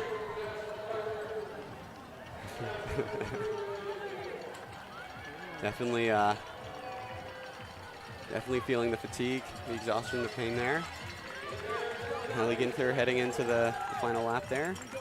33 minutes, so probably going to break 35 here. Caitlin Ayers coming into 2nd place. There go the fireworks. 33:12, bit of a light show. Great race for 2nd. And yeah, they're just firing off fires for everyone now. We're getting sugar happy over there. Yeah. Why not? It's like Cleo Boyd coming through in 33:29. Bronze medalist there at the Canadian National 10K Champs. So great run for Cleo Boyd. You know, that fast 32 flat, early pace. Stuck with it, fell off, but then things off for still a very good time in the mid 33 minutes there. As you can see the pain on all the athletes' face there at Sarah lying at the finish line. Just a grueling event on a grueling night. Ellie Ginther coming in with 100 meters to go for 4th place.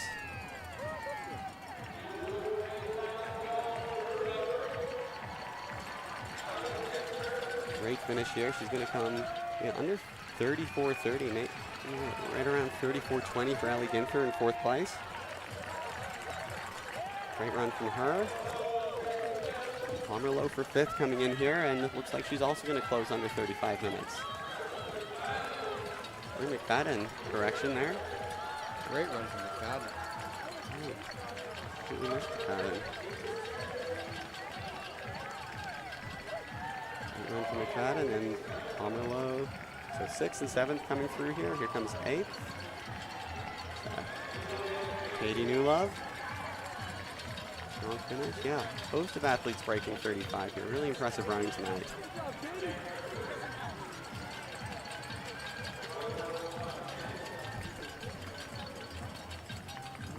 Great run there for Kyla Becker.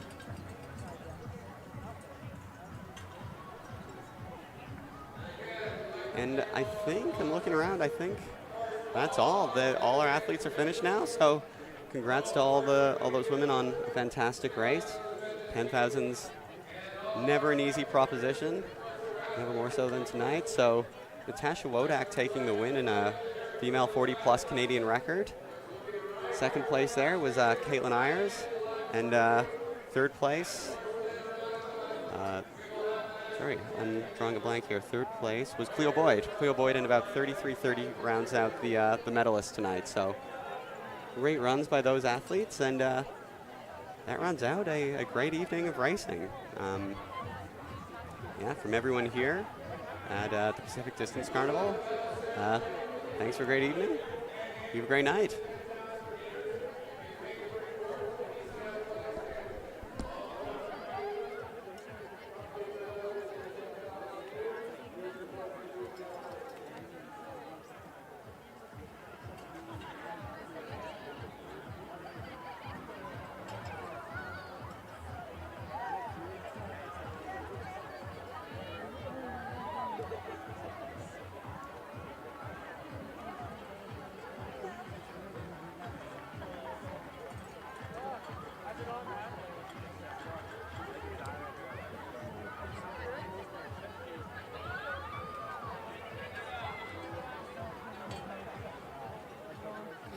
BC Athletics is running and track and field in British Columbia. As a provincial sport organization, our purpose is to promote, encourage, and develop participation and excellence in athletics. We do this through introductory and youth programs, coach education and mentorship, officials training and recruitment, athlete development, camps and support. Learn more about how you can be a part of and support athletics in BC at bc.athletics.org. We are BC Athletics.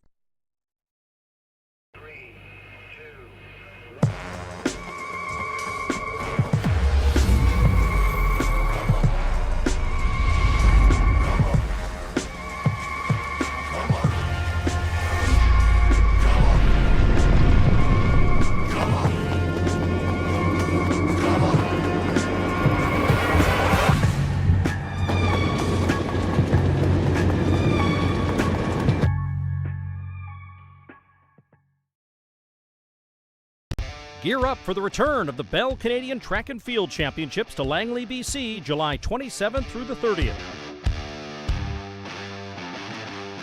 Experience greatness as Canada's top track and field athletes vie for national titles and coveted spots on the 2023 World Athletics Championships team.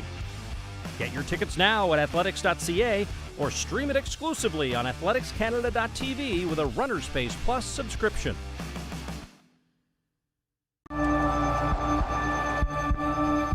Anyone can say they're fast. But when race day comes, when the curtain opens, when it's all on the line,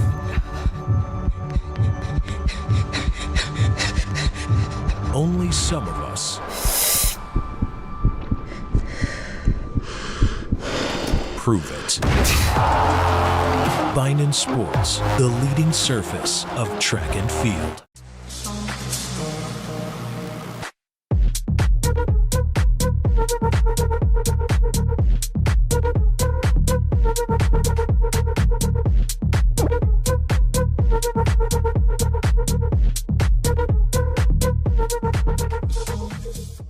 AthleticsCanada.tv is your home for the National Track and Field Tour. Watch all track season long as Canada's top athletes compete on their home turf against the best in the world. With 11 meets and over $250,000 at stake, athletes and fans will enjoy plenty of fierce competition leading up to the 2023 World Athletics and World Para-Athletics Championships. Watch the action live exclusively on AthleticsCanada.tv with your Runner Space Plus subscription.